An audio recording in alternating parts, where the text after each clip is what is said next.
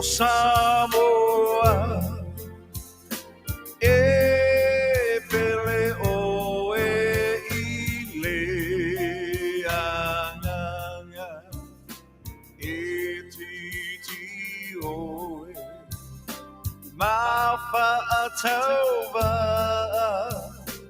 ai mamalu o le atua lava Samoa mai na e pai le whawhetai I le atua le tuku o le atunu Samoa mai e pai le whawhetai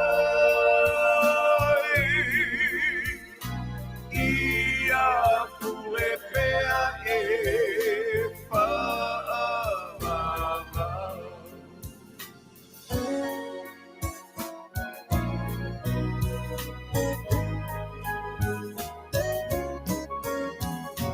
No unu e o Samoa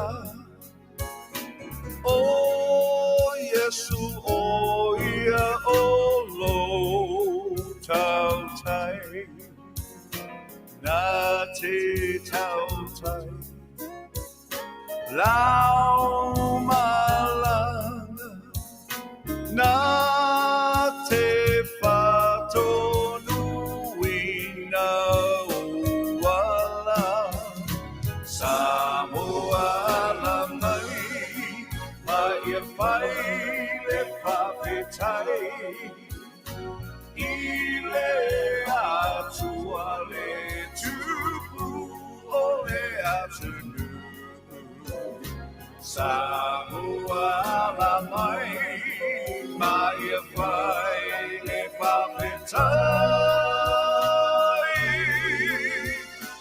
Ia pule mea e whaamama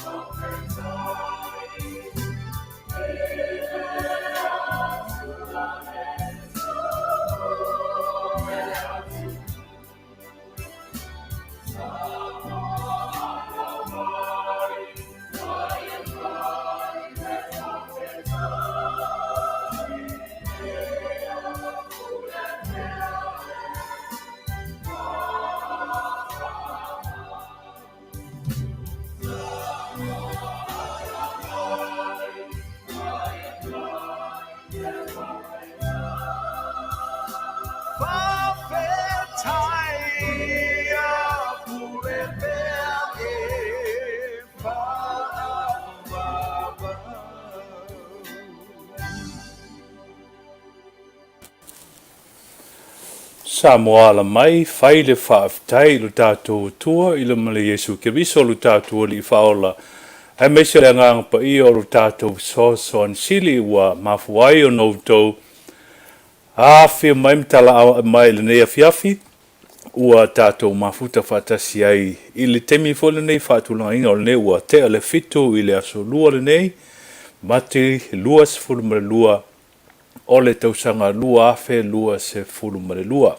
Moni lava upu le vi ingon ta vi ia nei le tātou maftanga o Yesu lava o le taitai o le tātou malanga o ia na te whaatonu o tātou wala. Ia o le vi inga le nae au na tātou ave ia te ia ma tātou ave le whamua ona o lona ta iala I lotu soifua mo le tātou wala mwhaion tātou sila whai le nei Afiafi.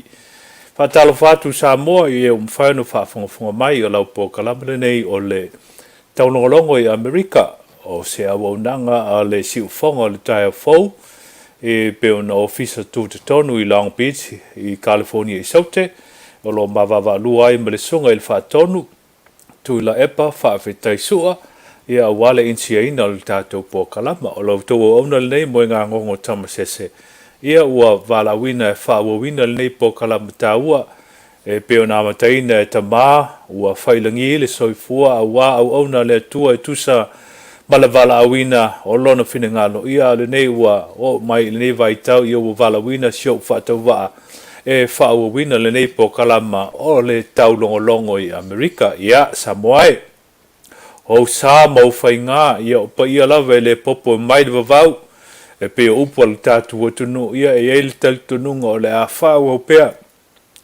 e le ai se poto ia le ai fo se malosi le au auna e ngā whatau li maina ia tūlanga ma malu wha le atunu ia te nane fo I wha le malo ia e sili ai le mamalu le au whainga luenga le tua lo tala whauto I so se whata whaitaulanga I le laulangi atoa a wale tau suina o le vai o le ola ia o le vi inga leo mat whaafitai le tua whatalo whatu foi I le mamalu lau tele o le tātua tunu o eo sa whiau whianga iaim whiau mga luenga o le nei aso ia ua pule alofa le tua ua iu le aso ina upo ia ua Manuia I lona whaatasi mai ma nawa whiau mga luenga a whai utau whai le ala ia ki mai lau la au ia ma lau whalongolongo tātou te whai lotu whaatasi le nea Afiafi e moli te latu fo I le whaafitai e mesi o le whaamano I o tātou matua tausi o e o loo tāpua ia pea ia whaiva o tiute o Samoa o saralau ai I atunu I Tele I Faifeau I lautu tau po inga I tō maota mautu lau a vi ia le atua maua lautu Soifua Manuia ma le langi e mama whapea fo I le malosi o le nuu tau lea mana I alo mana I whanau whiau maua aonga ia e meisi o whanau laloba o tau tupu wae ia e pei lava nā mtaina tātou po kalama I vai asu tai tasi o le vi inga lava ma le whaafitai I le atua o le a tātou whailotu whaafiafi ai pese u saunia I nā vivi I tātou nei sauni mai e le au whi pese al kolisi whaafaife au I marua tātou te si I le vi inga ma le whaafitai I le atua le nea Afiafi pese u saunia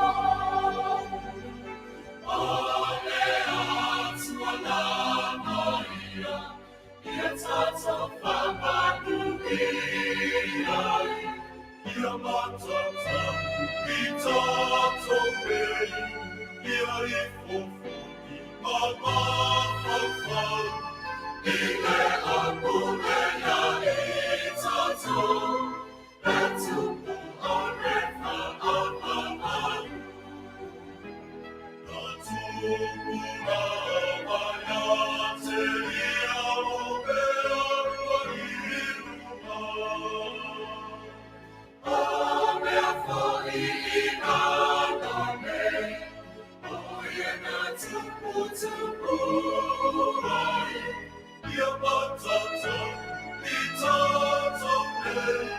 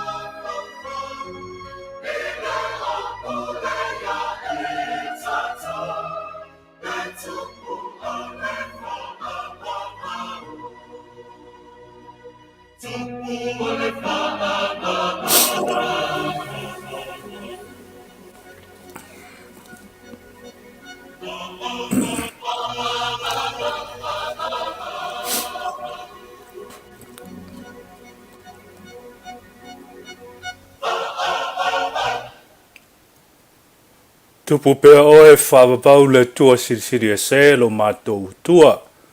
O me mamana lava e whaia e ao, Mao au ele tangata I lau foanga pa ia, o le whaatusa o lau mamalu ma lau matautia. I o vi inga le nā, o vi inga mātou te whaia I aso taitasi, ma aso whaiso o le Soifua ma leola, au walu tātou wā whenga iai le tua Soifua e whaavavau lava. O te whaitauina nisi o vaenga e tusa ma le tusi whaitau aso, e na saunia ele e whaka asa, po le karesia whaapatonga Kerisiano Amerika Samoa. O le aso lua le nei mati le aso lua se fulu ma le lua, o le tausanga lua afe lua se fulu ma le lua. O le autou uma o e tinga ina. All who are weary. Autou uma o e tinga ina. O le tusi whaitau, talo lein tusi e mātai o lo mtau pues fulu ma le tasi, lua se fulu ma le walu e o ilona foi upo e tolu se fulu. Mātai o se fulu ma le tasi, lua se fulu ma le walu, e o ili tolu se fulu o le tusi whaitau le nā mo le so.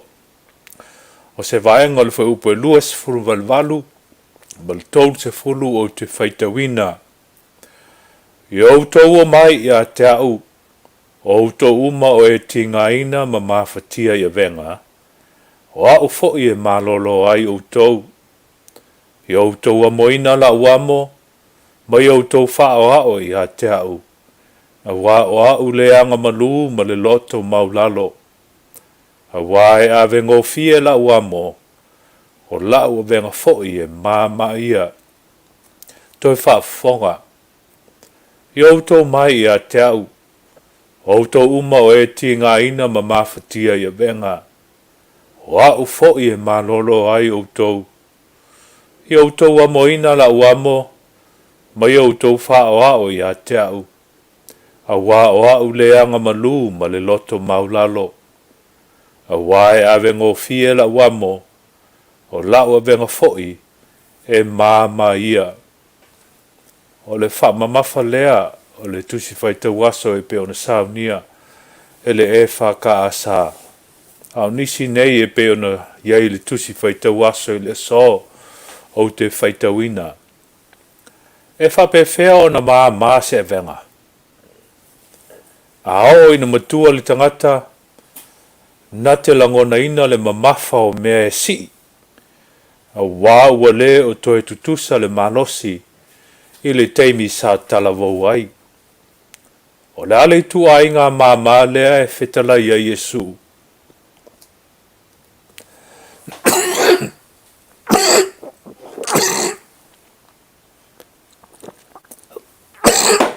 O le upu moni.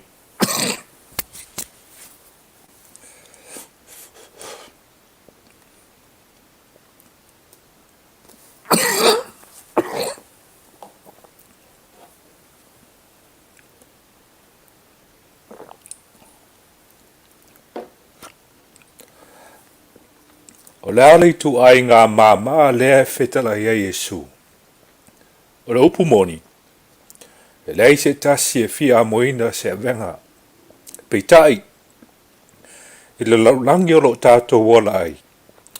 E le mwhai on tātou alo fia a venga tau ave. O le soifuanga. Whapewhea lao na maa se venga. E mane tu ai le tala I se tasi. O tēnei titi sā moina se tama. Ua manua I le whale mai. A o le tama. E whaisi ma mafa, ma te lelo na whaitino, nai lo le tēnei titi. Sā whesili nisi o tangata I le tēnei titi. E le ma mafa le nā tama mo oe. Se mātou visosoni atu I a te oe. E tali le tēnei titi. E le ai. E le ma mafa. A wā o lo utuangane ia. E whaingo fia le amo ua ofo mai I Yesu mo I tātou. E mafua no whaingo fia. O no, le alofa. O le alofa e mama ai a venga uma o le soifuanga. e tusa lava po le mamafa. Mawhai on tātou whengai ma venga mamafa umwa leo langa. Ono le tua lo whatasi mai pēr mai tātou. O lona alofa tātou te mawai le malosi ma le loto tele. E whengai ai ma venga o leo langa. Le li ie, pe sosani mai, ina ia o iloa o na whawhainga o fia leo langa. Ma ia o iloa o na ola, e wha venga a isi. O le talo lea, ma leo lenga. Tātou whau au i le pese u saunia.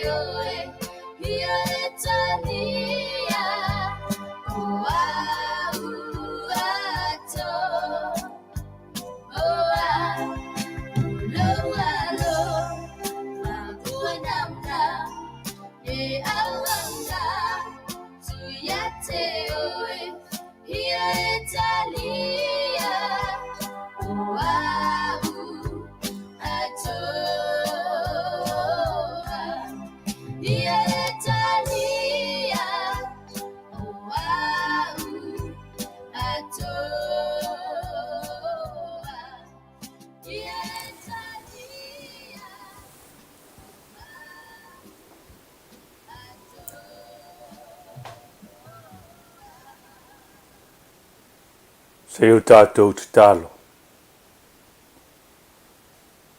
Le atua mamanae, o le alofa muti lava la ua fio, o leo lo sa iri mai pea i li tangata, e au fia i lava ma li tangata o lo tau ave a venga mamafa. Whapitoa i le tusi whaitau aso, a he talitonu i le larolangi le nei aso le atuae, o le whama mawhaina o savali pongi sā le tangata, malana malanga i le nei larolangi. Ao lo whenga i fo i ti ngā mawhaingta. O pua ngā o leo langa na e fola, e maua i le tangata i le nei larolangi. E sa e fola mai fo i le manu malo. A wawa e manu maloa ia i le lalorangi. O le vi inga le nā ma le whawhitai i le atua la ufio sili e se. Le nei tu aso ua i ufo i na pō. Le nei tua le lalorangi. Sa whenga i eilo nuu ma le nei atu nuu ma utangata Samoa. I fe au mga luenga sa la tu tala whauto atu ai i le mea ma le mea. Mei se fo i o whanau o le mātu atu nuu sa watu i fe au ma o onga. Le nei u toi whai wina ma le manuia le aso mo ua tau nuu i mota malawa he sa whai ngā luenga. Whanau i a o onga. Ma ua mafuta whatasi ma tamama tina mātutua. Oe o lo whaiva o le tāpua inga i mauta malawa. Tel tono o mātou ua wai whatasi le nei Afiafi. I tāpua inga whale Afiafi e peo na masani ai lo mātou o tunuu. I le tau lungolongo inga i whiona o lo alofa ma lo fina ngalo le lei. E au lava ina manatua le tangata. Awa ana lese anoa la ua fio. Ana lese anoa le tua o le leo ia Israelu. Se manu mātou te usua i fua lava. Se manu mātou te atia i fua mea mātou te whaia. Ma mātou sa ili fua e au noa ma le mangu. Pe a whai e le whatasi mai lau fio mo i mātou. Le nei nā wei le aso i na upo i le nei vai tau. Ma le nei foi tala whatai o Amerika. Vi ia lau fio le atua Soifua. Nā le nei lo mātou te talo. Nisi vaenga o le nei larolangi o lo whengai pēa Samoa. Ma wheau mga luenga e meisi fo i o whanau ia o onga. Tuli loina i la tau i lo walofa ma lo wanga le lei le matai e. Mātou manatua le tāpua inga o mātou tamam tina mātutua i mota malawa. Lo lātou Soifua leva se i e lofa le matai. Whafua luaina lo lātou Soifua. Maua nisi atu Tele. E le ngata e tu lima mo tu ngutu mai ia i mātou tu pulanga o nei una pō. Le sosia mal tamau a inga e meise o aonga whaal tu sipa ia mal whale nganga. Ua mau o ai i la tau e whai mau mātou oso. Mole lumana i mātali.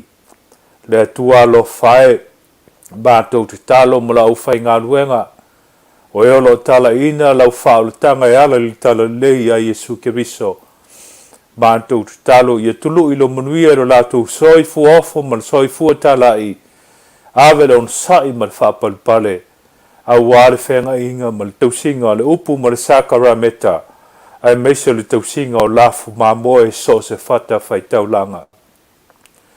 Mātou manatua le autua na nei aso, e le o asa lava le fili ma whaingata, e lui tau ina ai pea o mātou tangata, i lea vai tau ma lea aso ma lea vai teimi.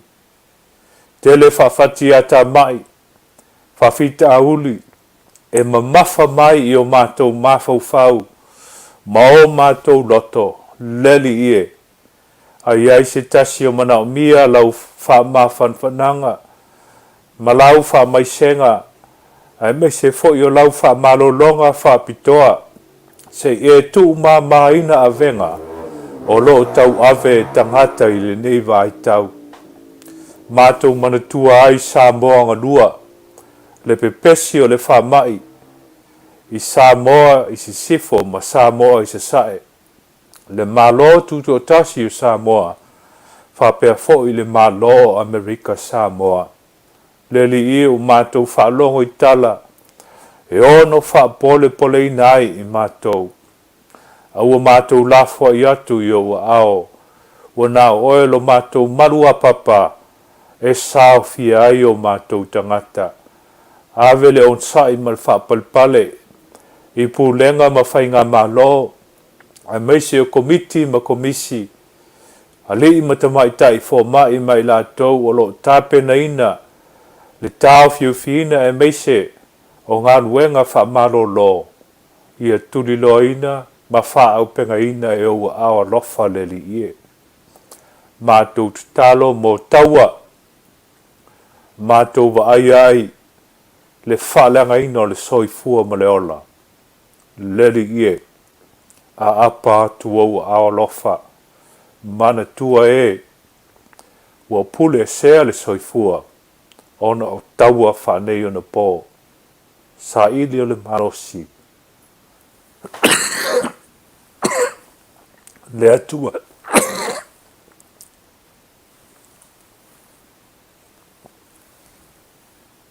A mai alo file mu, i le lalo langi a toa. O le mātou te talo lea, ma leo lenga, e ala ia Iesu ke viso lo mātou li i whaola. Amen.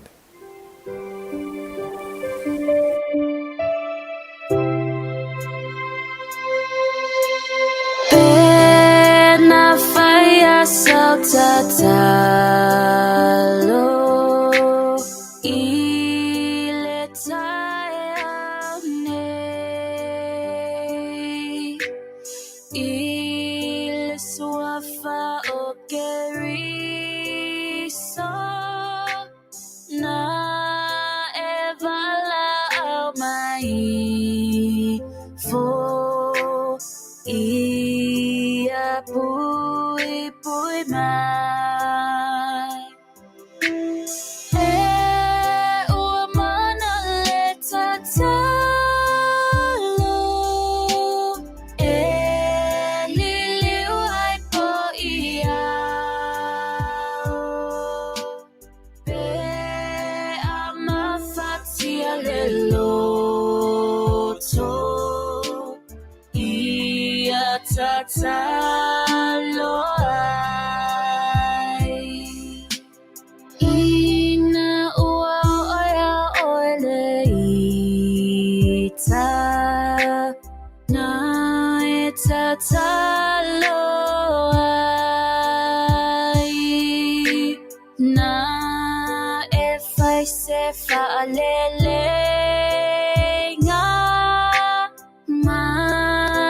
salua fai masinga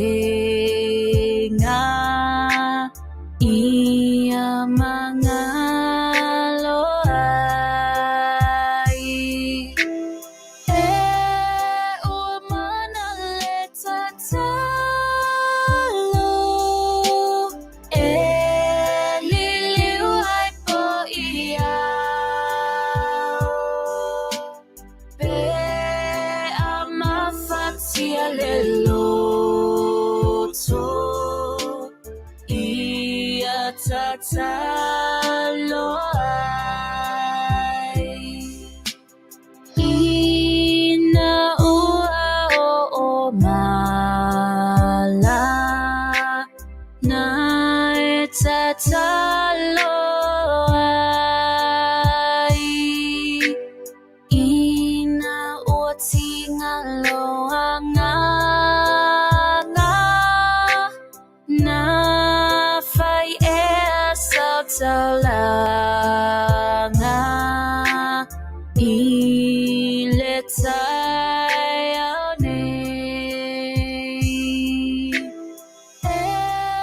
umana letatalo liliwai po iya be amafatia leloto ia tatalo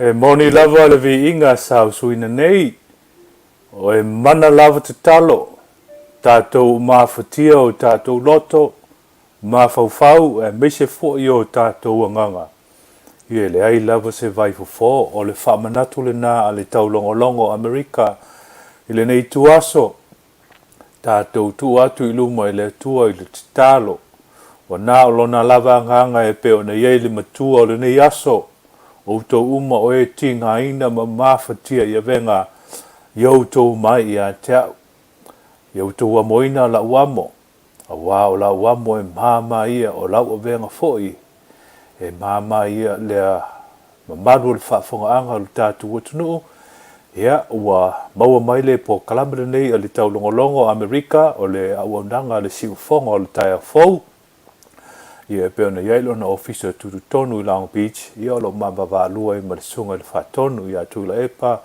whaafetaisua a o le tātou po kalamere nei ia pe ona tōwhia ile nei au auna whaatau waa o loo tō insao atu i le tātou whangalong nei i San Francisco pe ona whaongai nai ala tele wawe whaneu na po wa tu sao atu waile tātou whatalaunga i le whangalong nei i San Francisco o le itu i mātu o California o le mea foi lea watu wai fo i malu i puenga māsuasu atu wai malu i lau whaafonga anga Samoa e a whai e fo i teimi e tau te whaafonga mai masilisila mai o whaale tonu lea waunanga ia whaamalia finangalo o no tūlanga lava o teknolosi whanei o na po ia e le eise tau pulea e iei lava le teimi e iei lon sasi pe o upo le tātua tunu ia e poto ale tautai e se ale ia e mau ia e whapena fo i le nei o aunanga e whaamalia tuai finangalo se whale tonu po so masasi ma le sunga le whaatonu ia o le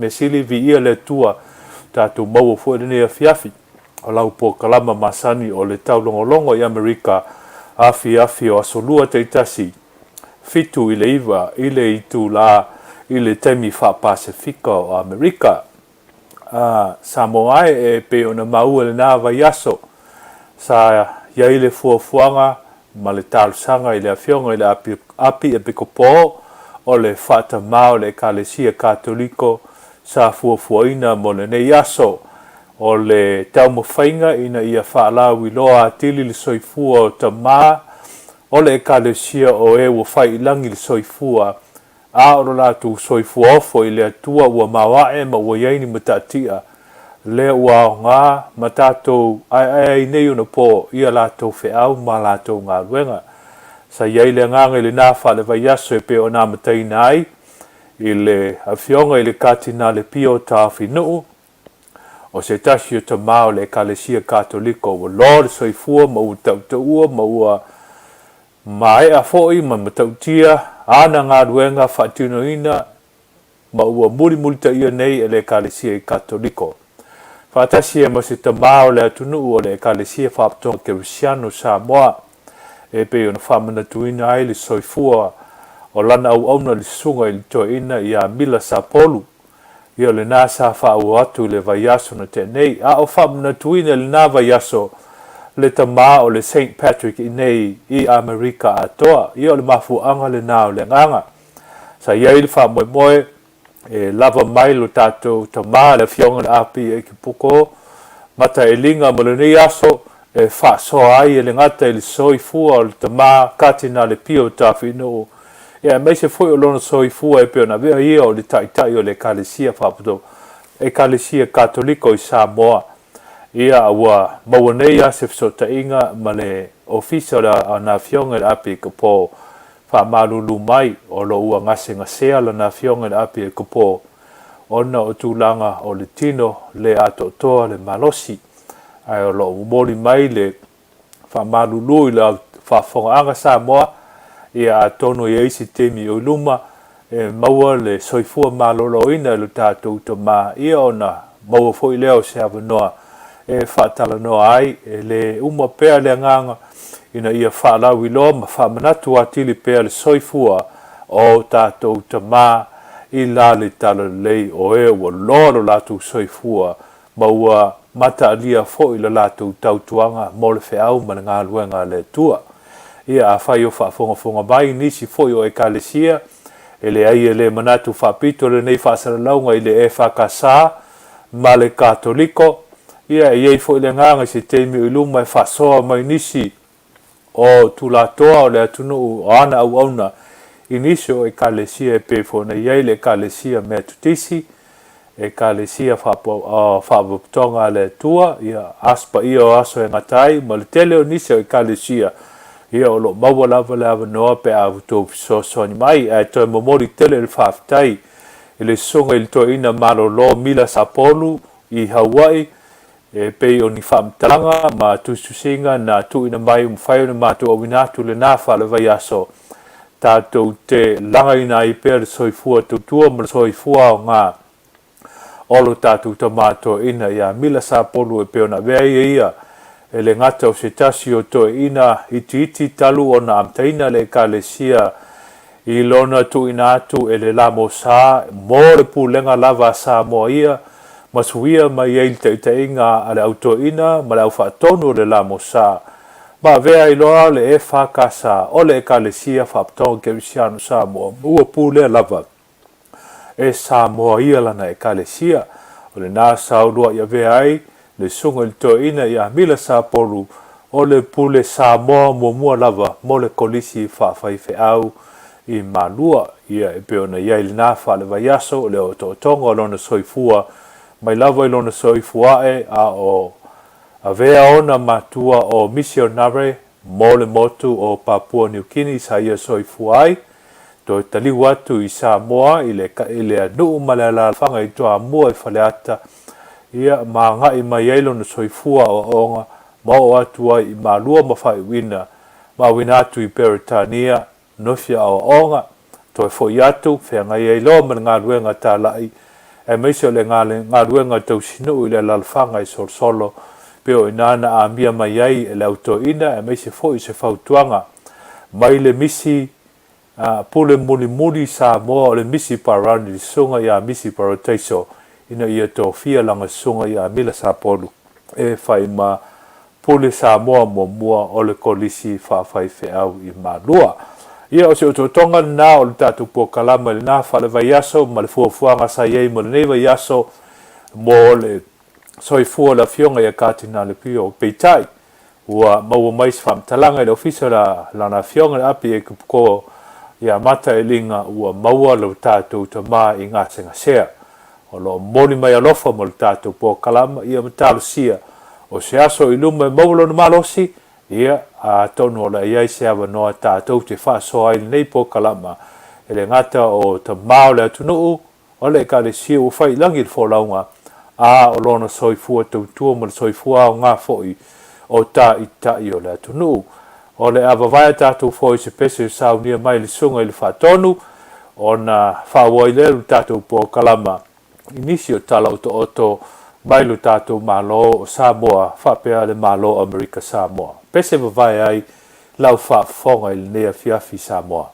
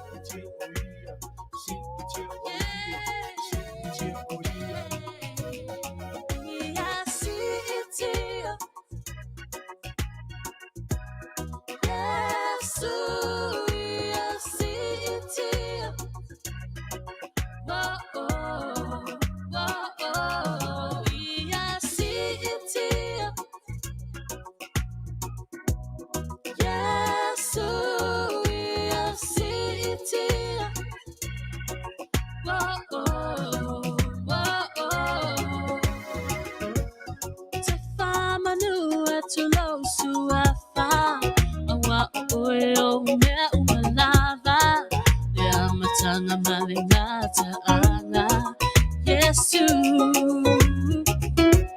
olo mama luele umalava me tuo fofogaina umaluenga mamana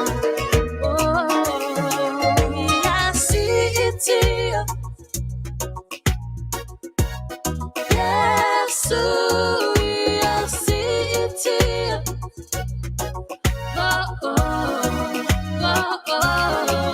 ya sitia Yesu ya sitia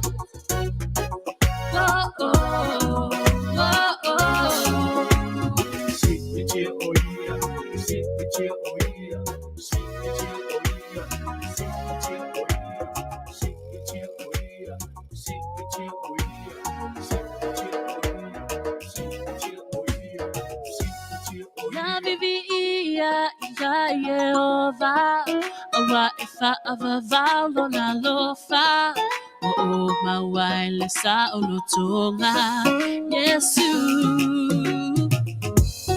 Tongi ola na amai le Alii wa ufa afetai le faula tanga wa usafiai ya sitia Yesu ya sitia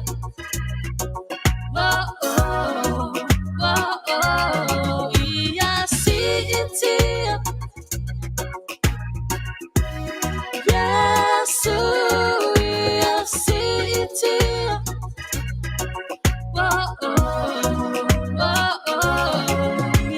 sitia Yesu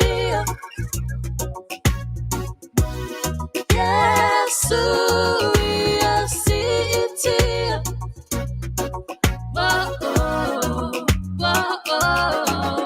ya sitia Yesu ya sitia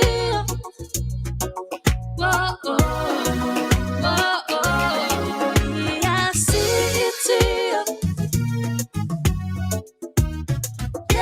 Yesu ya sitia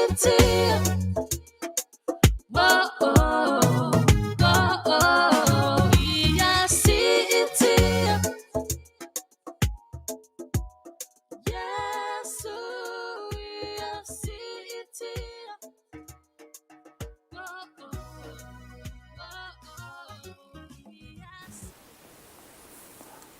Moni lava le viinga si tia pe le viinga ma le whaaftai I le tua. Ia Iova lona lofa tūnoa. Tātou maua I le sautonga e mese fo le avanoa mātango fia u tātou whelo iai. Le nei lava au nanga o le taulongolongo I Amerika. E pe ona iai le nei whaale aso Fofogaina I aso lua.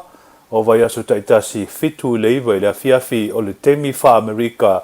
Temi wha Pasifika I Amerika nei fitu I le iwa I le Afiafi. Toi whatalo whatu.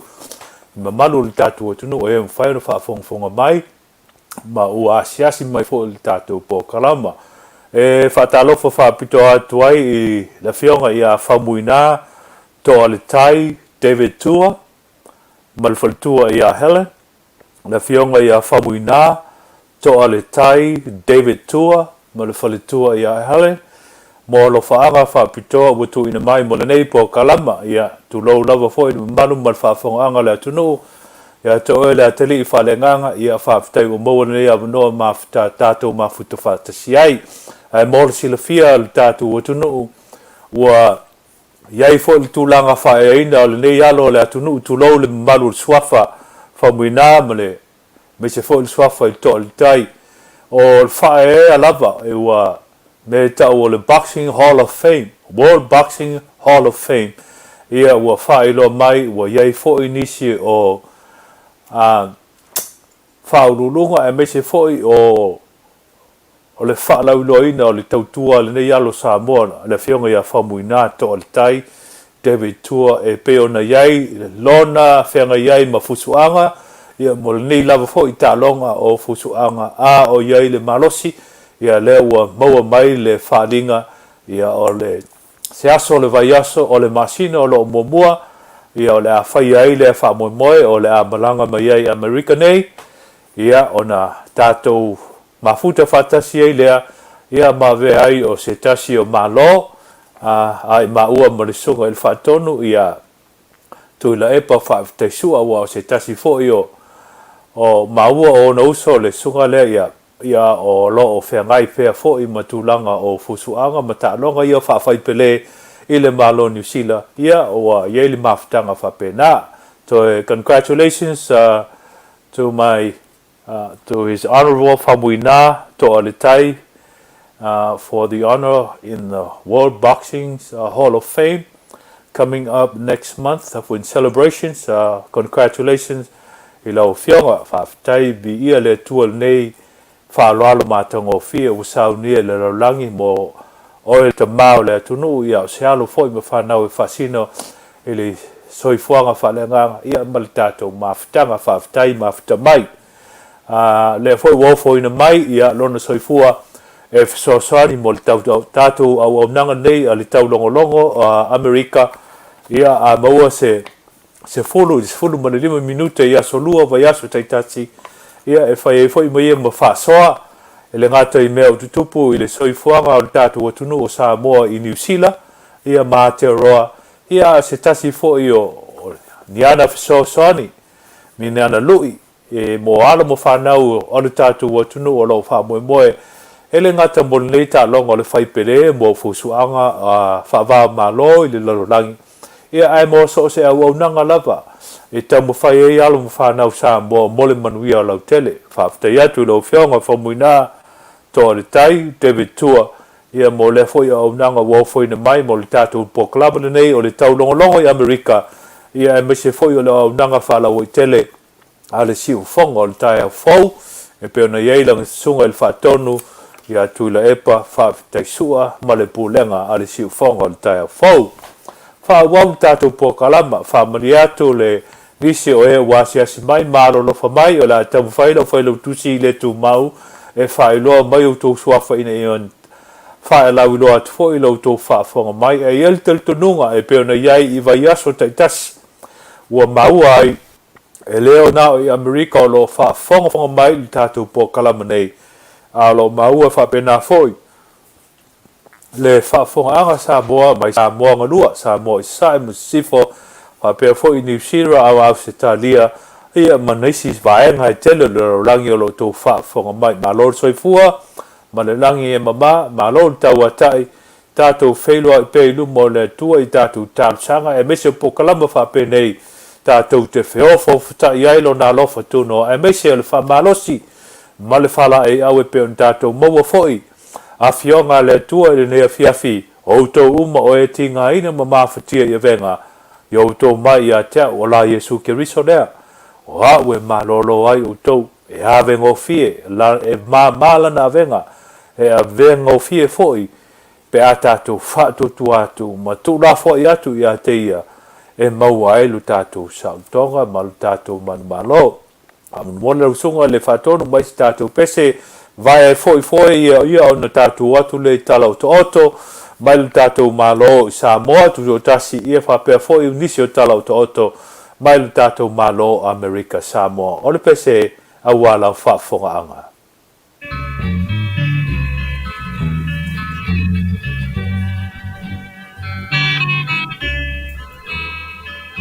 Alofai o tua oi awe malana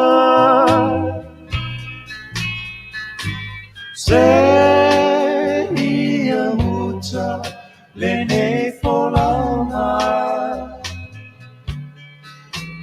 fa atutua ma fa moi moi ia tu ma pea Aolea no faia fa sili lea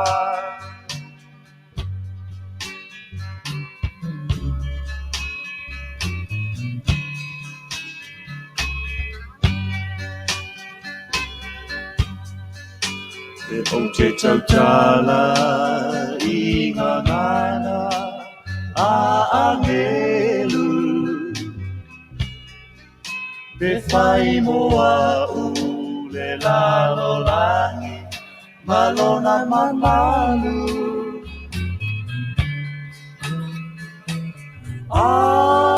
Auna Male alofa Ele toiaunga Ubi fofongalo ufa aula Alofa I au tua oi Au e malama Se ia muta Lene folaunga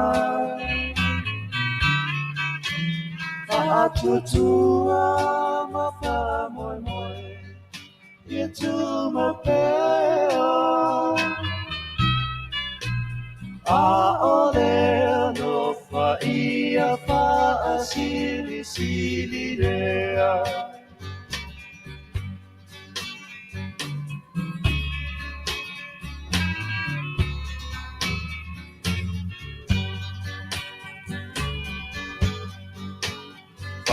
Fa'atutua pe asa vali Iala nawa Fa'amoe moe e malutia oe I whaingata Ia manatua Ole alofa Ole alofa ua sili sili mea umana Alofa I au tua oi Au e malama Se ia muta Lene folaunga Fa'atutua ma fa'a moi moi Ia tu ma pea A ole alofa ia fa'a sili sili lea A ole alofa ia fa'a sili sili lea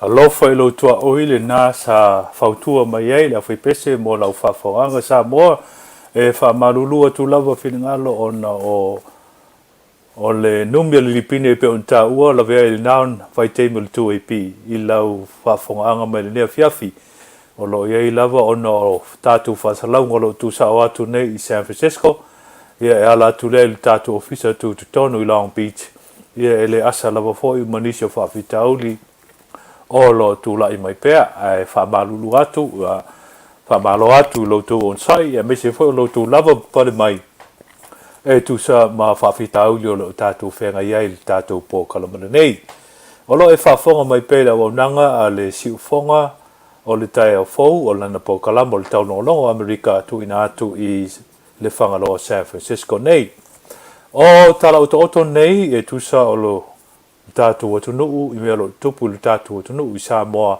le ngata le malotu tutasi o Samoa ai whapea foi lo tātou malo I Amerika Samoa tala mai Samoa e tu sai ma se whasalau ngā lo ia ma le ofisa o le palemi o Samoa a fionga fia mea Naomi Mtaafa ua to e wha au nei le sā ma le tāpunia o le atunuu e pe ona iai nei I le vaenga lo na lua po le level 2 mai le asfarai le taluai ma ua sitia nei I le vaenga lo na tolu po le level 3 o le vaenga matu ia lea o le whasolonga tau whaalavelave whafosei I Samoa o le nei whaawau o le sā ma le tapunia mo le isi lua vai aso ai o le ai ni aso e lua o le atua noa mai ai moni whataunga.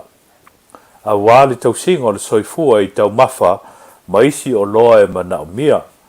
O iaso ua Fofogaina mo mati le aso lua sefulu ma le tolu, mati le aso lua sefulu ma le ono o le vai aso mua nei, ia ma le aparila lua ma aparila lima I le vai aso lona lua o le a whauauai le sa ma le tapu o le whaamai. O se reporti muni ane ai ma le mtanga ruenga o le Soifua maloloina bo le Ministry of Health I le asangofua no tenei e tusa e ono sefulu ma le ono I latou ua pesia I le COVID-19 ma ua o atu ai nei I le awhainga a toa o tangata Afia. Pe ua pesia I le COVID-19 I le lua se lau ono sefulu ma le lua. I le whaiunga o le vaiaso talu o na salalau atu le whaamai I le lau te lenga o le atunuu I le vaiaso na tenei. E se reporti vave na maua mai le aso na nafi whapea e le o iai se whaamaunianga ua whaopopo le isi lua se lau ma ua o atuai I le wha se lau ma on tupu tangata ua fia I le whaamai o le COVID-19 ia e pe ona maua e iai se Manuia o se whaamausalia a te lina o lea whaamtalanga pe a whai sao.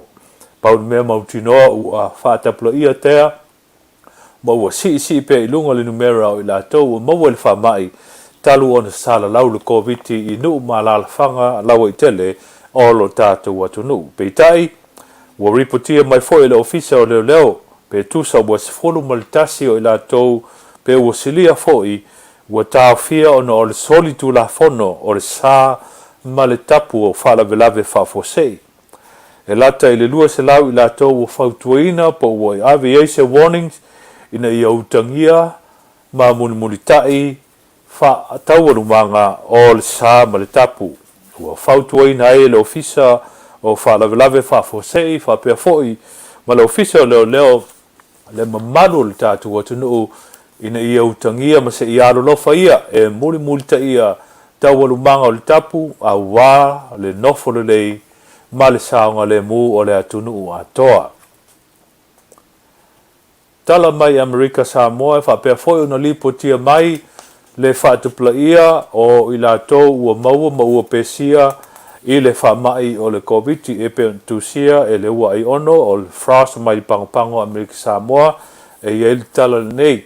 Afe whase lau iwa sefulu ma lima whamaunia ua maua I le COVID-19 e o mai I amati sefulu ma iwa.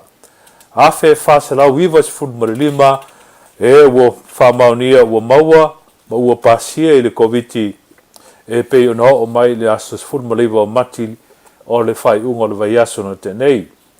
O le lipoti am tanga luenga le Soifua maloloina o whailo ai e o mai le aso tonai mati sefulu ma iwa. O le au te lengo I latou u whamaunia mo ua maua le COVID-19 sefulu iwa e tusa ma le afe whase lau iwa sefulu ma lima. I le aso tonai se lau lima sefulu ma iwa isi su enga fau na toe whamaunia mai le maua I le coronavirus peitai e toa lua se lau sefulu ma leono I latou na motua I maua I le whamai a o toe ma nei mai le COVID-19 sefulu ma iwa. Ua lipotia mai le whalemai tele I whangaalu e toa valu I latou o lo tāwhia le whalemai e tusa ma whaawawai ai a latou tonga fitinga whaatulanga ina o le coronavirus. Ua mauti noa ma ua whailoa mai I latou uma ua I le iai le nei virusi o le COVID-19 sefulu ma iwa o le atinga aina pea I longa ai fo I aunga o le mai o le ala lea ua le tinga aina ai le totele I le whamai o na umaea o na whaia latou puipuia ma ua whawhaingofia fo atili ai foi le osa whaia I latou le virusi o le COVID-19 ma ua maua ai le atunu. Peitai e matuasu e su e le lava sui ua whamaunia e fo mai ma whaia le sailinga pe ao mai lo latou whalongoina o sainia lea o le whengainga ma le Department of Health e whanofo e se ai latou I tua I ainga mo le sefulu ma le whaaso. E whetostai mai fo I latou I teimi o aso ta itasi I le senga o fo mai ina ia latou I loa atu ai po a mai latou whalongo I lea teimi atoa mai awi li linga ai o latou tonga fitinga. O I latou ele I whain tui puipuia ua whautuaina ina ia whaialoa a latou pui tui puipui e whesoswani o latou tino ia nei mawhai o na whitenai ma losi ai le vairusi COVID-19 iwa pe a whai o le a maua ai la tau. O i la tau a toa le tausanga talu na whai o la tau tui e lua pui pui o le COVID-19 o te tau o na anga atu nei e whai alo la tau tui lo na tolu po le booster shot e toi wha maalosi a tili ai o la tau tino e te le wha mai ina ua lewa fo i talu o na whai o la tau tui pui puia. Mono fuanga e whai ai tui puia masuenga o le COVID-19 maliva iei li whaasaralaunga telefonia tu loi li telefoni lua tasi iwa mo ni fisosoani masuenga a tili. O le ngaluenga fau o foina mai nei ua malanga atu fo mai asiasi i mai whaata autolia i o lātou ainga ina ia tautuaina i o lātou i tui masiakia i lātou e whaia suenga o le COVID-19 maleiva. O nisi o mana umia le fisosoani i whiawea inga i lātou i mawhai o na wala watu i le leina lava le tasi o le lua tasi iwa mo le fisosoani o le Department of Health ina ia whaawia ane ai le au manga ma le pule nuu e i loa lo lātou no whaanga tonu o le a oro lātou a inga e whao o ane ai la lātou au nanga. O le tala na i le vevesi o le whaamai o le COVID-19 maliva e le ngata i le tātou malo Samoa i sifo ai pa whapea foi ma le malo Amerika Samoa.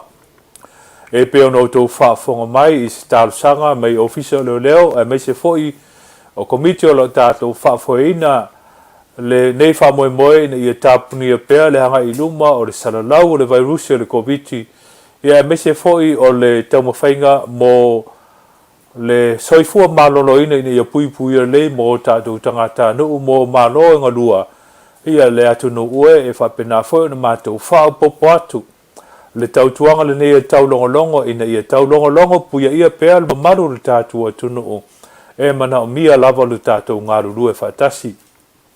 O iei fo i whaasaralaunga whaapitoa a le Afionga i le pale mia, la Afionga i Afiafi na omi mata afa malona ofisa, ma le kapineta, mo le utangia le Samoa o whaasaralaunga ma le tapula o le sa. Maua maua fo i olo iei fo i whaasaralaunga whaapitoa a lana Afionga i le Kovana Sili ma le Lieutenant Kovana ma le whainga malo i Amerika Samoa.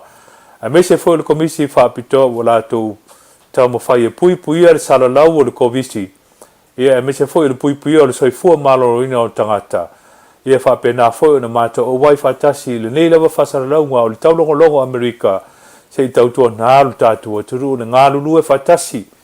Ina ia tātou mawhai o na pui pui a Samoa mai nisi o tūlanga e ono tātou Tele fie tau mamana o mia Samoa ia o le tātou tutu whatasi ma tātou ngalulu e whatasi e le ngata o sapasapaia o le whamoemoe o Samoa ngalua i whainga malo e lua ia me se foi o le tātou nof te talo ina ia utangia le nei whaasaralaunga e me se o sosani e puipuia Samoa mai whaamai ese e me se foi o le lofa o le atua ina ia puipui Samoa mai nei mai whaingita u tātou maua.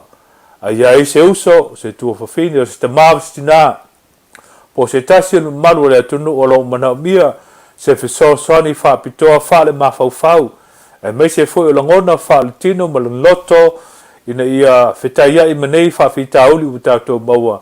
Tei tono o lau ienu mele mwheo na e wala auai, i whainga malo e lua ina ia e maua se whisoswani, pe a whaio na, oi a whaio le na, longo lau whaife au, longo lo te mawhale nganga. Bo nisi foi o lo tāngu ngaru lue whaatasi e maua se whisoswani whale nganga. E mana mia lava le tō matawina o i tātou a tātou whengai ma nei whawhita auli. Sa auni mai pese le sunga il whaatonu tātou te tawai foi le tala o na whaawawina pe leo le tātou. Po kalama le nei o le taulongolongo Amerika a wala au whaafonga anga Samoa. Pese u saunia. Ulumaliu ua o mawai Lea vando amalisa lutunga Ola o te vivi ai O te vivi ai Yes Momo ola ona wa ua ngasala Faatima ina mamanu ayo uleanga Amo mama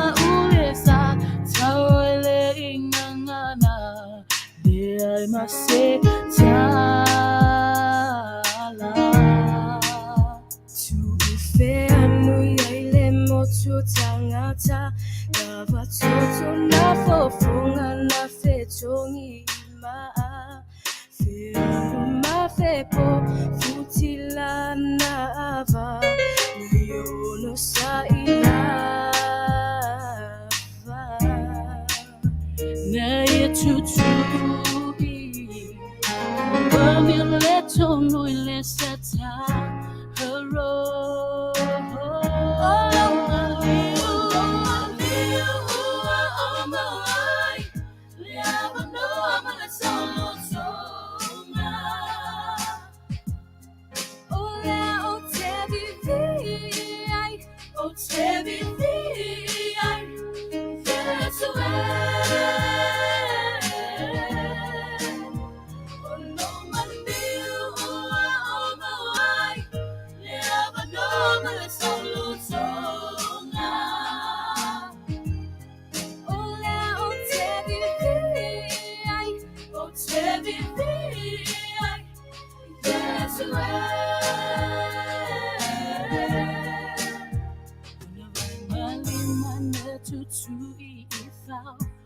Olona itu nasunu ina ileta Ua o mangalo ile tutu maile pale tutui Sailona na ia alanga Famanga loa tu alato Beilo ina lava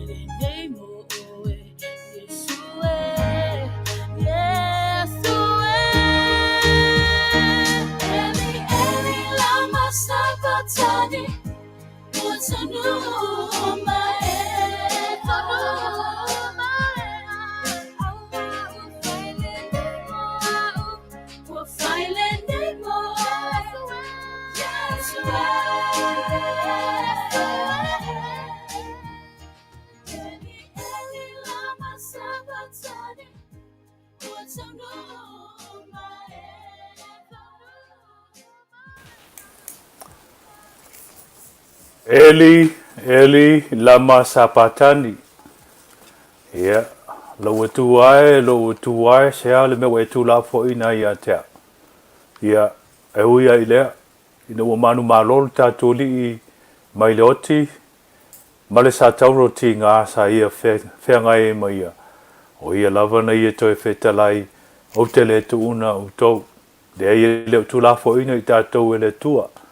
Wana o Yesu Keriso le sa popua mo falava au mo wai tatou le faultanga ala ilo maliu tinga lona toitu manu malo wai afioa ile langi awina mai le ngang pa ia o le na folo ine le tu e mo wai tatou le malosi e mesi o le tautu o luaina o le tatou vai o ia na te fasino na te fatonu mea le tatou te savalinga ile ne vai tau e lima teitai nai tatou whaftai mo a popo inga e meise lava o feau mai tātou tua e pui ali ai mo i tātou whau tātou tala mai Samoa a o le awunanga nei o le siu fonga o le tai fou e pe untu ina tuai le tātou taulogologo i Amerika tala mai Amerika Samoa tele whasea a whaipule whasanga i le tautua a le tālofa pass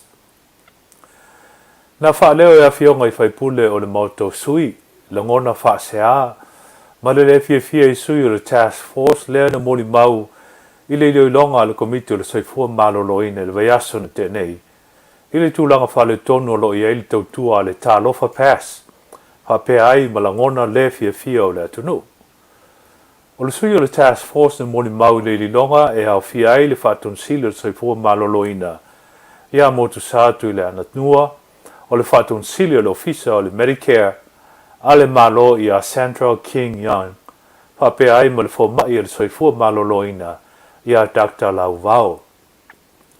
O le whionga i le whaipule ia longa i tū au, maka tafua na teite ia le loilonga, e silia i le tolu i tū rale umi le vaiaso na tenei, le fo ina moli mawina le tō telo a whionga i whaipule. O le autua le loilonga e pe ona wha iloa i moli mau.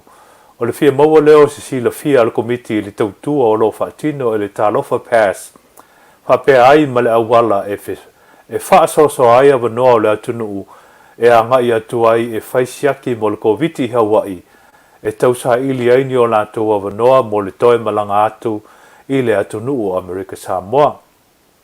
Na ta ua i ki ngano na whanonoa i le tele o le mau whamtalanga se o lo sala lau i lunga o penga o fisota inga e whaaleanga ai o ia malona inga ai mai se tangata whainga ruenga whai meo i lātou nei o lo o inuina le Manuia o le whaitau miliona o lo tangi le tālofa pass.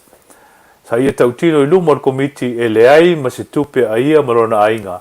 Po pisi nisi fo i arona ainga e maua mai li tālofa pass.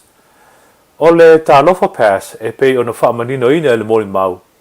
O se po kalama lea i lungo o masini computer system e whao ngā mo le whaia o whaamaumaunga mo pasese uma e fia malanga mai i Amerika Samoa. O le tausangan tenei na whaamatu atu ai e le malo Amerika Samoa. Se vai ngā tupe silia i le ono miliona i le konkarate na sainia ma le tālofa pass. O lea konkarate tu atu ai le avanoi le tālofa pass la tu te whaatino ina ai le whaia o whaamaumaunga mo tangata uma e fia malanga mai Amerika Samoa. Ina ia mautinoa ua atoa tūlanga mo le puipuinga o le whaamai. A o le itu ina atu le malo le avanoa e malanga mai ai i le atunu i Amerika Samoa. Nā whaamnino ina i King Young e whapea, e le nā o ia na whaia le whai unga e au mai li tālofa pass na te whaatino ina le ne ngā luenga. O le whai unga ma le ngā luenga sa ngā ruru e whaatasi umai i le tō tele o le task force. O le tautua le tālofa pass e pe ona whaamanino i King Young.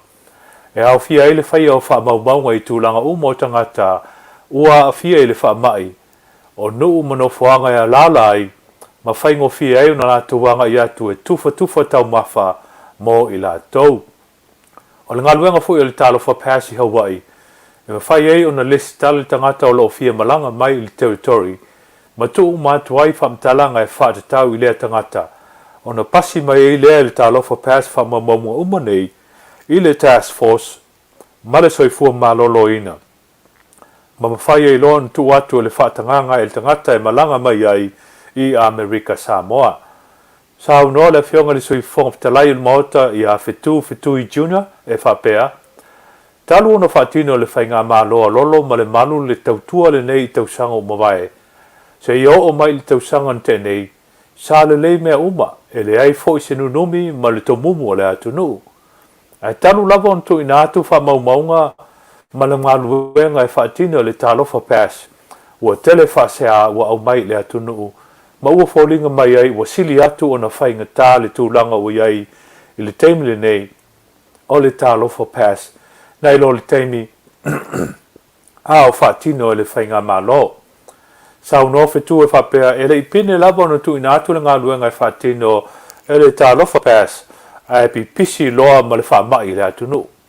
e fōlinga mai ua le malu puipuia wha maunga tangata whainga malanga atoa ai ma le puipuia o le atunuu mai le wha mai talu ona tūla i mai le tālofa pēsi ona lava lea ngona sau noa king yang e whapea e le wheawe ia le tālofa pēsi le siama o le koviti o tangata lātou te wheawe ina le siama ma whapipisi solo atu le wha mai i isi tangata na whamanino ati li fōi le wha tonu e whapea ua tautele tangata ua vavao ma fasilingia le o aunanga le tālofa pēsi ai po ai fōi o lo whaatinoina le nei o aunanga ai mōre silafia le komiti e peo na sauno king yang o le tālofa pēsi ua nao se po kalame e ilunga o le computer e whaingo fie lava o na wha o ngai le mamadu o le atunuu mo le wha maumawina o lātou wha maumaunga e le inofo le leili finangalo le afionga i le li whaipule i anwa i taua Jean Pan le saunoanga a king yang o le tālofa pēsi ua nao se po kalame whaingo fie lava i lunga o le computer saunoa rua i taua e to tele na wata ma whanau ala tunu o lo ngā lue inisio matanga ruanga le malo e peo le ofisa o whiwhataua inga ofisa o le Soifua malolo ina ofisa le puipuinga o le saunga le mulo toi fale ua mai au nawa o ina whapitoa i tu ai ngā ruenga o lo whaatino i latou o lo i tutonu o le tālofa pēs o nei tu ai ngā ruenga e Afiai le whao ngā o fisota inga i lunga o fisota inga whao na ponei e sa ili no whanga e iei tangata ua afia le wha mai pa pe ai ma le sa ili o wha maumaunga e wha tau tangata u wha nofo e sea o na ua afia i le wha mai i lona talitonunga ua tele na wale nei vai ngā tupe ua wha alu le malo e tutongi ai le tālofa pēs ai o ngā luenga nei ma Faifeau na wha tino e alo ma whanau o le atunu i lona lava ia talitonunga e fōlinga mai ua alu le au ngā le lata i le 7 miliona le malo ai o lo ia isi mana onga tā ua maati na e mo mia le ave iai o le wha mua ana au mai le lata i le 7 miliona le ua vatu i le tālofa pēse e whawai nisi o ati na i te tele le malo ua sili mao ngai nai lo le ave te tongi e tangata o lo ngā lulue le tālofa pēse mo le whaatino ina o ne ngā luenga whaingo fie ma whailawa fo i e alo mo whanau le atunu o na lātou whaatinoina e au noa ma se tutongi o le saunoanga lea alua i taua. Nā tausanga king yang i alua i taua whapea. Manisi o fionga i whaipule o lo fia manino pe lava i tālofa pēs. Mō se hawa noa, lātou te whailoa i ai, ma mau ai lo le teimi, nā te whamanino atili ai li tautua. Sa ia taua fo i whapea o tangata o lo tautua i li tālofa pēs. O fo mai ma tangata whainga luenga, i le whale sua toto ua mai o na whamaunia, e le whapopitonga o le Soifua malolo ina a le lalulangi a lātou anga vae ma whai ei na lātou whaatino nei tu a inga ngā luenga. Na whaaftei e le fionga le li whaipule i a whai merelei Anthony Fue, Allen le tautua le task force a toa i ma le ngā luenga o lo whai e le tālofa pēsi i Hawaii. I le whaafai o na malanga atu o ia i Hawaii ma toi fwoi mai i le teimile nei o le pisi o le whaamai. Na moli maruina e le fionga ia whai mere leio. O ia le isi tangata na te moli mawina tu langa pangatia o lo whengai, male atu no il malava lele i Honolulu. A to ai ma le teime anga i atu ai e whai tu il no whanga o le ala moana i Honolulu. Sau no whai mea lele i whapea, o le isi tu tau o le iloilonga e whamanino ai tu a inga se whasanga i a kingan malona sotanga i le tālofa pēs. Sa ia tā ua fo i whapea ua mai au na whaia sana suenga whare tau i le mata upu o le tālofa pēs ma ua ia manino ai. E le o ki ngana am taina manatu e whaatula i le tālofa pēs ai o se manatu le lei nā fua mai i le taitai o le malo a o iai ki ngana ma le fionga i le whaatonsili a motu sā ma whaatonu ai e le kovana i a ki ngana e whasotai ma motu sā e tau sā ili se awala whaafai fia ai tu langa o wha mamaunga mo tangata malanga mai Amerika Samoa. Ina ia pui ai le atunuu mai le wha mai. E iai lo langona, e le o lua po o ai lava na whaia le whai unga e au mai le tālofa pēs. Ai o se finangalo na au mai le kovana, le mu mafu ai una tātou silingia le nei au nanga. O le saunuanga lea whai mele leina langolango ina ai le whaatonu ia ki ngan. Ia e ui ia wha sea. Ma tautua ia ai po ai ua mafu ai leo o atu o le pipisi o le whaamai ma lo fia ai le lau te lenga o le mamalu le tātua tunu ma ua sala lau ai nei ia Samoa ai ia e toi tausa ili ala u tutupu ai a le mea ua mauti noa e ei lava le teimi o atu ai le whaamai le tātua tunu a wā le upu lava e peo na masene ai e asa lava le whaiva ia e le asa le masalo e se foi le atu ia e o le poto lava le tautai ia e iai lava lona fati lona taimi whapena foi le awaunanga alu tātua tunu o fisa whasalau komiti whapitou o pūlea ia wana o se tangata lo lātou si le fia a whai o atu le whamai ia tātou tu ia iuta le mea ma tātou awe le atua le tātou sanga a lofa e pui puina le maru le tātua tunu e tu sa ma le whamai ua iai au vivi inga me pesengo le ni aso tātou tu atu i luma le atua sao ni el pese e vavai foi o le nei fuafanga ma le nei Afiafi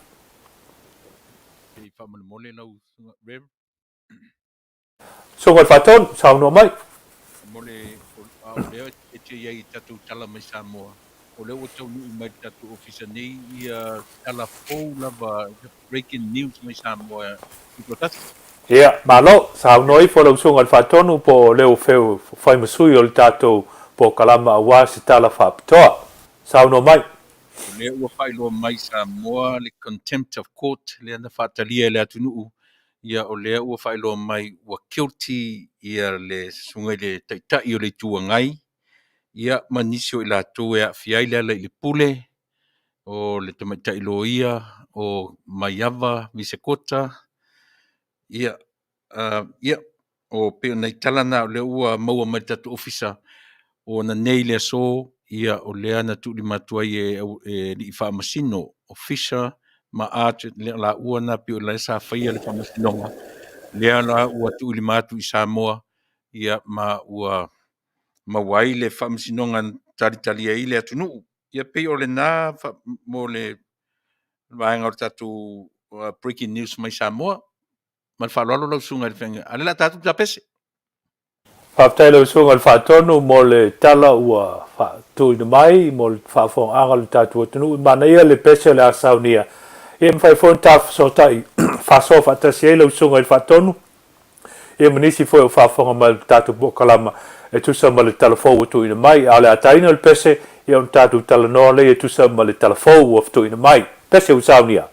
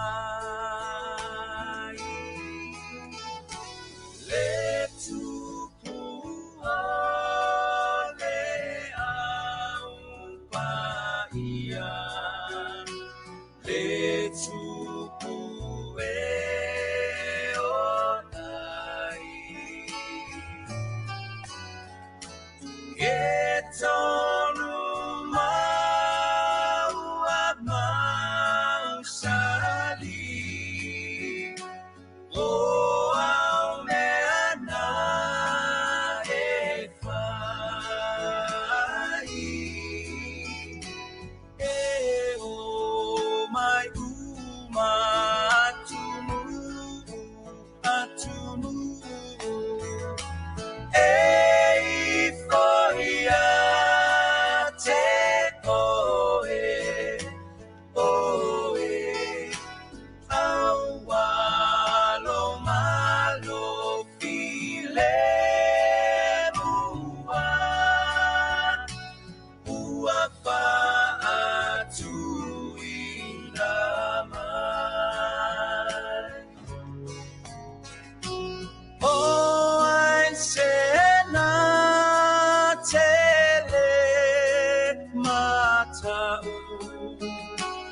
Kilomata utia Olo suafanye ovae O ai sele vivi E o mai uma atunupu E foia te oe Awalo malo file mua Uapa atuinamai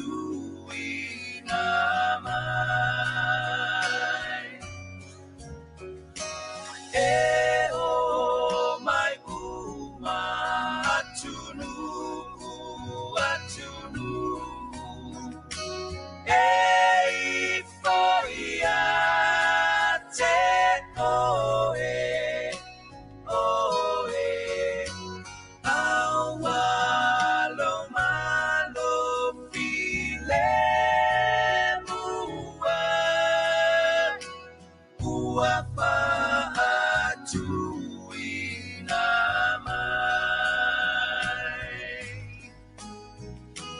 Uapa atuinamai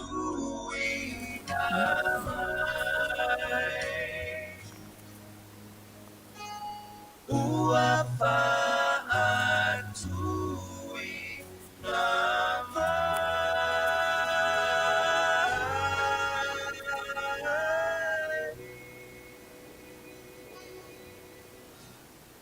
Moni mo fa maoni upo le inga sa usuina na fionga ya palaudi ya pole taringa fo ya taulupin eri taulupin o le malo ai o le tua le malo file mu le foi butato fai malo ai Samoa ma wa tadi ina e o tau tua a mo tato ma tua o fai lengi il fo launga na te ena i o tato o tua sa tato tapua iai ia au tatu talia le faultanga ala ia Yesu Keriso malana tala le lei i le tua silsili ese o le tua le langi ma le langi o tatu tapua iai o le malo lava e mausali o le malo e file mu sa whengai fo il tatu o tunu ma ona whalava sa ianga le nā whali tausanga mtemi futia wadu ia a lea lau tatu maua le toa e pe ona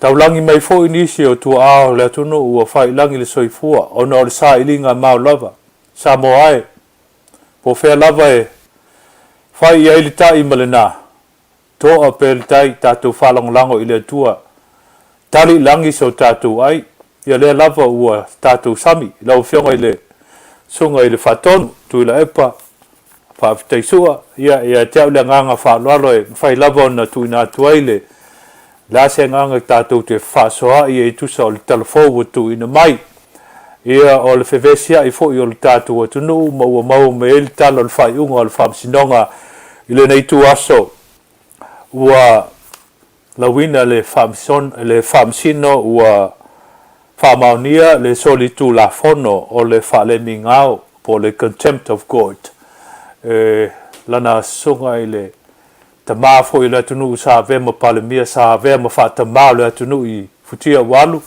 a le palemia i nana vaitau le sunga i atu la epa sa ilele maria le ngoi i alo avea nei ma taitai o le itua ngai al HRPP i a fatasi manisio i latou o lo sapsapaya ma ngā lulue mo le latou lava fa ufai o le HRPP o le ua maua mai le tala ua fa maonia lo latou soli tu la fono i le contempt o le court po le whaalemi ngau.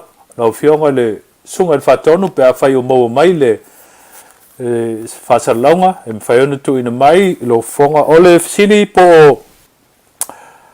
e pe una maua i se ia pe fo un sili fia le tatu o tunu e pe una whasalalau mai e le sunga i le se tasi o lo ia a le fast po le whaatutua i le atua Samoa ua tasi pe ona whamanatu pe i le lau whafonga Samoa o le mta upu i on ta upu le vā o le whatuatua i le atua Samoa ua tasi lana vaenga whaufai ia ma le vaenga o HRPP e meise o la tō lo whem taitai ma e sa whaasanga tau i tusa o le tula i mai o le whainga malo e pe on Tofiaina ai e le whamsino ma ia le unga le whamsinonga ina ia tula i mai le whainga malo e alo ia e pe on Tofiaina ai ia ma ia nisi o tulanga i le whawhianoa i lava lea i upu sa la tō la foina pe o nisi foi o saunoanga ia mamori ai le whatuatua Samoa utasi po le fast party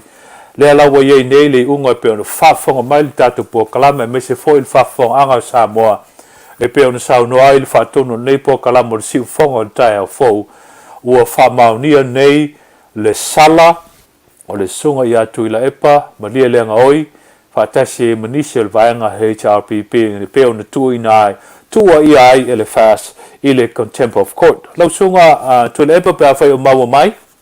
Ia, o Manuia o le ua tau mai tatu kisa nei i talanga, ia langa o lea mai whapirtania. Malo. Le pia ono whai tau nātu, leader of the Human Rights Protection Party.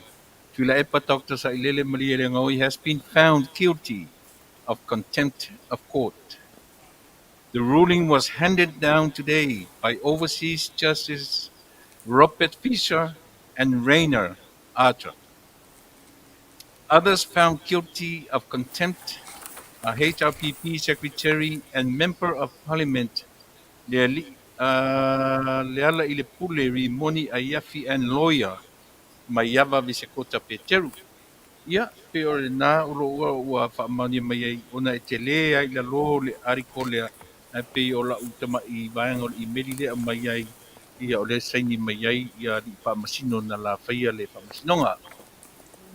Ai pe o le nā le tal ele o maia po le ar whaasalanga. Pau le mele ua au mai ua guilty. Mo le whaaponga tatua ia mai se lau tunga te tai o tapo kalamene Afiafi. Whaua o pel tātal noanga lau sunga le whaatonu tui la epa le ua maua e tolu i la tau ua whaamaunia a la tau morianga e peo na iei le contempt of court. Whawhele isi vaenga lea pe sili atu i le tō valu i la tau sa moria fatasi e le fast. O lea ele o mautinoa mai te minei. Ai nā tō lava lea ua whaamautinoa mai no la tau guilty ia mat whaamaunia le sotu rapono. Whaamaunia sultol lafono i la tau ia tolu sunga i atu i la epa le ala i le pule rimoni ma misikota maiava o i la tau ia tolu o whaamaunia lo la tau solitu lafono i le contempt of court. Whamanamone pea lau sunga le whatonu. Pea nisi le fia sistemi ua whano sa whasalau mai ofisa leo olo ia o le fast. E lua vaenga le contempt of court.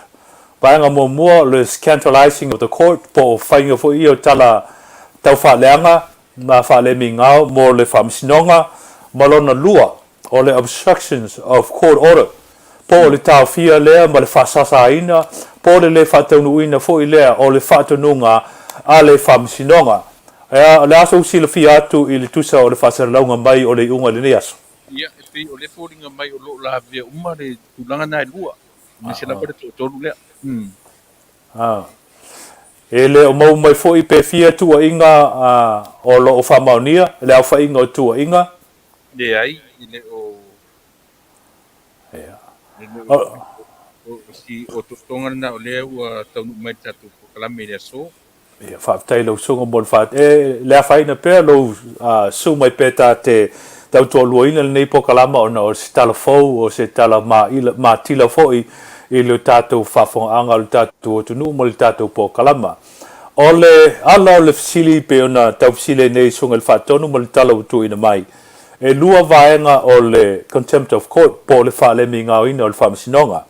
Mo mua o le tau whaaleanga po le scandalizing of the court. Balona vaenga lona lua le obstruction of the court. O le tā fia le po le whasasa. Po le musu fo i e whatau nuu whaatinonga a le whamasinonga e pe ona polo inga ai.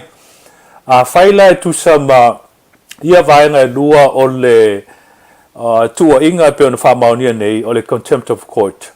Ai whaatasi fo i la ma le awhaiinga o ni molianga ese wae pe ona sila fia malu le atunu e le ngata ina molia i la tau nei ua whaamaunia o la tau sala tolu sunga atu le epa sunga le zinga limoni ma iava misikopa a o le awhaiinga fo i o molianga pe fia o whaamaunia o ina e loa ai le matui ia o le sala Ia.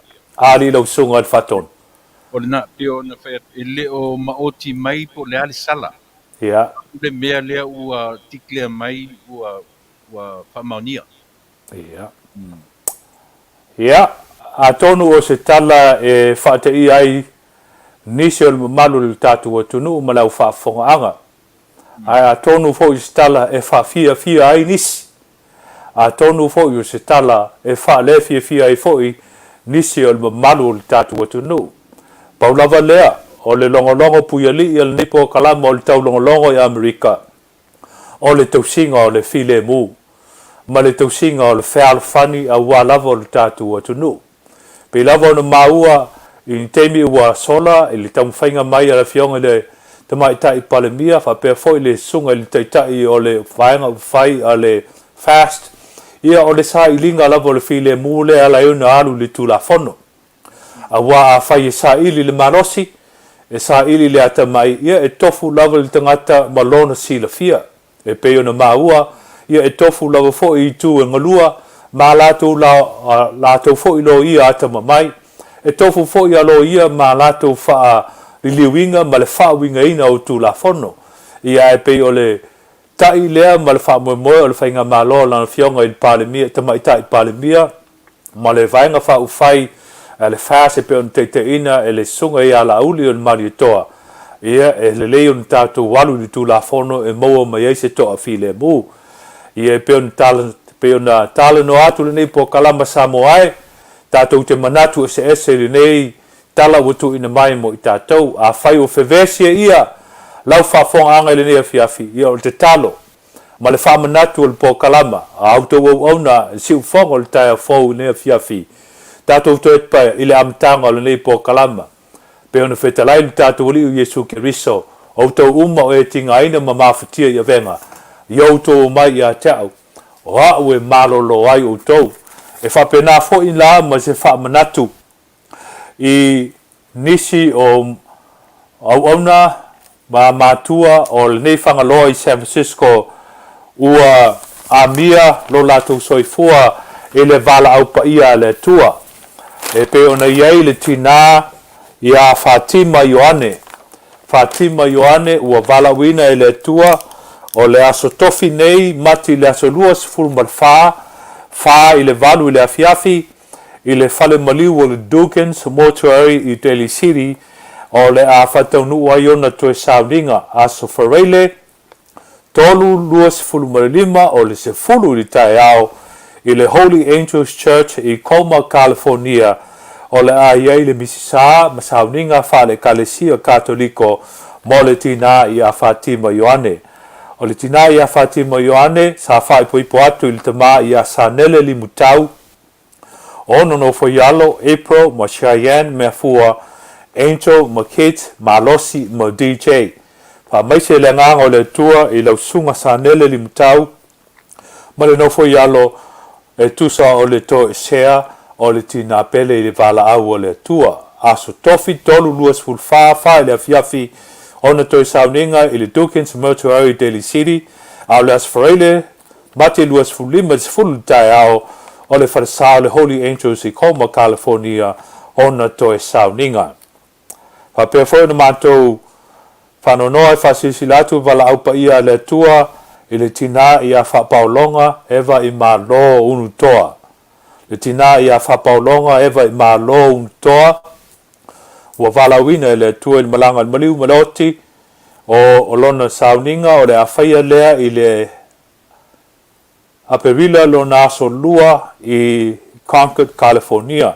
Aperila lona asolua i Concord, California o toe sauninga o le tina i a whapolonga ewe malo toa. Whamaise le tua i ainga ma whanau pele. Le whanau i a tabita ma le ainga. Whanau i a violina ma le ainga. whanau ia li taura ma le ainga, whapea fo i le atali ia sa vali ma le ainga, whapea fo i tu ngalua i le ainga sa poti, ma le ainga sa eva i ma lo, ona o le vala au pa ia le tina, a perila luna aso lua, o ona toe sa winga leo le awhai le lalafanga i Concord i California. O mātou whamaisenga nā matatalo, e pe ona iai le awhionga pa ia le atua le ne Afiafi, i autou uma o e tinga aina mawhatia i venga, i autou mai a te au e malo lo ai autou. Whapena fo i autou o mawhatia i tala a fo o tu ina mai e tu sa le ne aso e pe ona whamani ai so li kutu la fono, ali sunga i atu le epata i lele maria le ngaoi sa vea ma pale mia i aso wadu o le tatu whainga malo, whape fo i lana whailau tusi i le alapule, whapea fo i maleloia i a maiava misikota, ia whamanunu atu finangalo, o la ata mai pese sunga i le whatonu, o na tatu toe fo i mai lea, tatu tala noa, lea ua maua soli ngutu la fono, a o le ase sala, mata o le aso finangalo, e se sala e ono, o iai e tusa o mata itai o le tatu o tunu, tatu di taofi ese, a le a lafo iei mama ilu ma mea sio u whatau wa, e whapea nei atu ai, o te talo i le atua Soifua ina i alofangia, whai unga a Alii whamasino palangi, mai se fo i o le tō wha Samoa, lau wha tanga lo loto ma lau tō wha, o sio vai mi sio talo sia, e le o le tūlanga o le sala i le whare pui.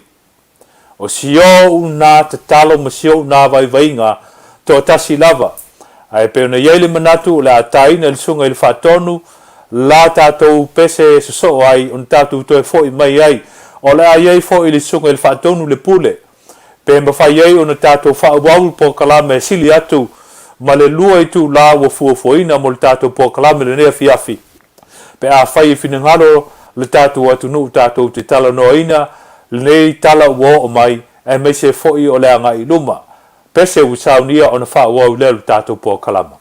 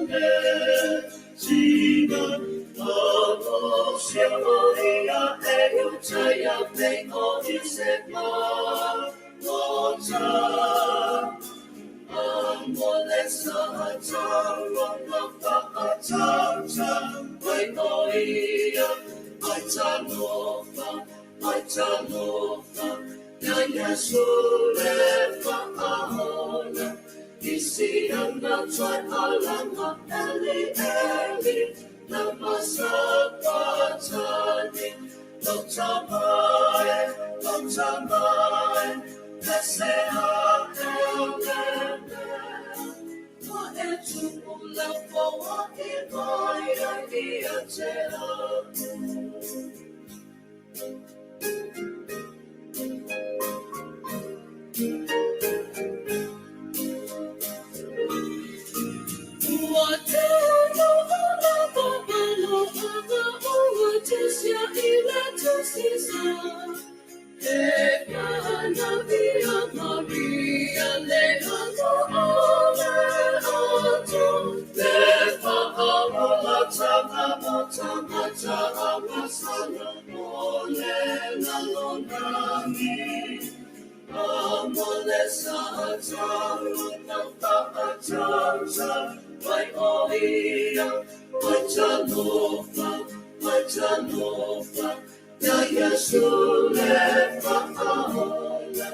Isi anda try alama Eli Eli namasapatani Lotamai Lotamai Lesea Elene Wa etu ula foa Imoya Iatea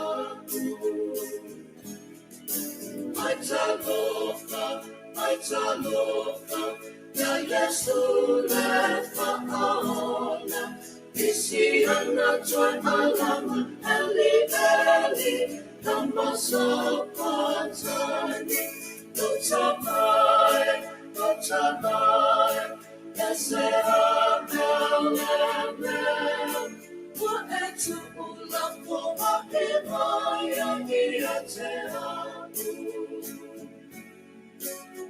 Etu ula foa Imoya Iatea.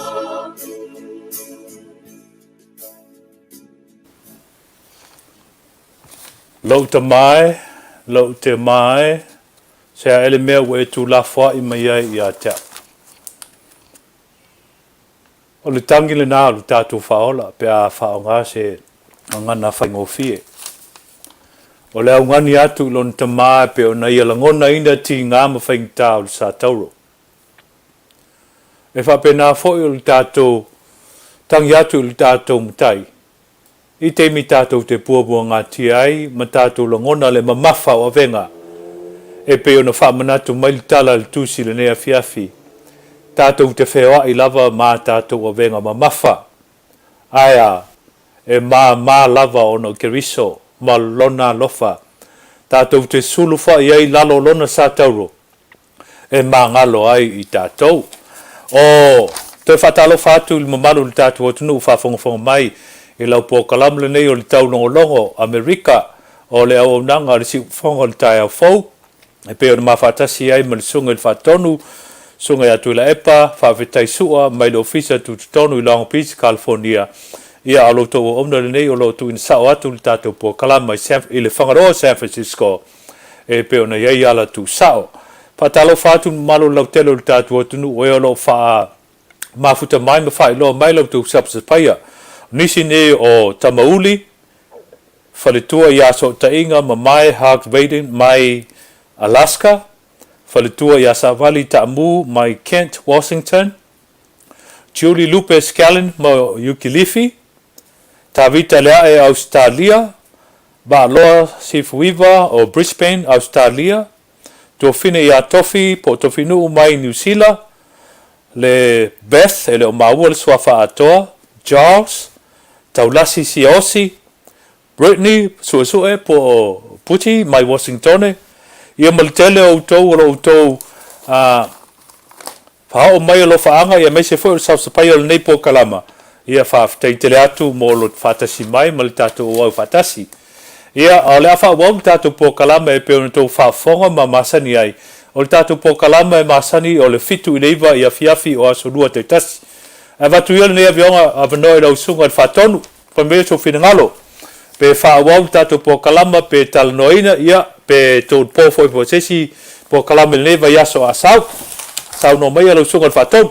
Ia o rau sunga la kore tai o tapu kalame au ngalo na mo le sita a faitula ia mo le longo puili ia o tatu no mat fa fa te tele le u sau no so ngal fa tonu fa popoina nisi leisi a fa tu la mo tatu po kalama nei o le taulogologo Amerika o lo tau ona nei Moegagogo Tamasese ia ua tatio se lafo ia e ui lava tatu tele fai se tonu ia o le au nanga lava na nei po kalama ia me se lava fo i matou lau fai ngā ruenga le tua o lo matou le tiute o le talaina o le filemu ma le fealfani i tūlanga e maua ai le loto fatasi o le tātu o tunu.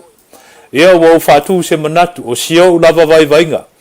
E le avea lea ma finangalo o le sunga le fatonu ma le nganga le siufonga o le tai au fau. A sio lava vai vai ta musue Samoa e lau fafonga anga. Ta musue falongo atu ua fale pui pui se tai tai o lo tātu o tunu. Tu salava po le tai tai i futia walu maanga fai ngā malo. I futia walu maanga fai ngā malo i teimi o sola. O leo atu lai mai le fai ngā malo e peo no tau talitonu ma tātou te talo ai. E tō fia mai e le tua. Se tai tai na te tai tai ina lo tātou fai ngā malo Samoa tututasi i le alofa ma le whapalipale ma le amiotonu e mese le loto maulalo. Talitonu o anga ia, ma whai ngā mālo fōu wa tu ina mai. Wa tātou sāwa vali ai, e le sā ili le poto ma le ata mai. E le sā ili le malosi, e le sā ili fo i le whale tangata. A e tātou tu i le atua lana whāsino manga. A me se lava fōi. O le whāsino manga e ala i tū la whono. Tātou te tausia maui umai. E le eise tū toa, e le eise tū whamaunga. E tātou ui whātasi i le ala o le tū la whono. E maua ai le file mu. Fata i Samoa ma lau tāpua inga. Leo maua le tali i le so. Ua wha Manuia. Soli ngā tū la whono. A le sunga i atu i la epa. Ma i la tau e to tolu ua Moegagogo. E leo tā ua nisi o i la tau. Ia le nā. E leo saufo i le unga al whamsinonga. Tu samba le tu sala. Ma le tongi sala. A o le alo fina ngaro Samoa e. Ia le nā o lafo atu se manatu. Ua whaeloa mai e nisi o tātou sosani o loo mai va aloa sifuiva fale pui pui. He has to deserve, he's too much, that's what he gets. O siau mea sa whai ia malau taui too much le mawhauwhau ia manisi whamtalanga o le whasoa mai le nā a va aloa sifuiva o latini le atinganga fale pui pui, okay, sala lava o le sala, wha maruru atu i le pōkalama.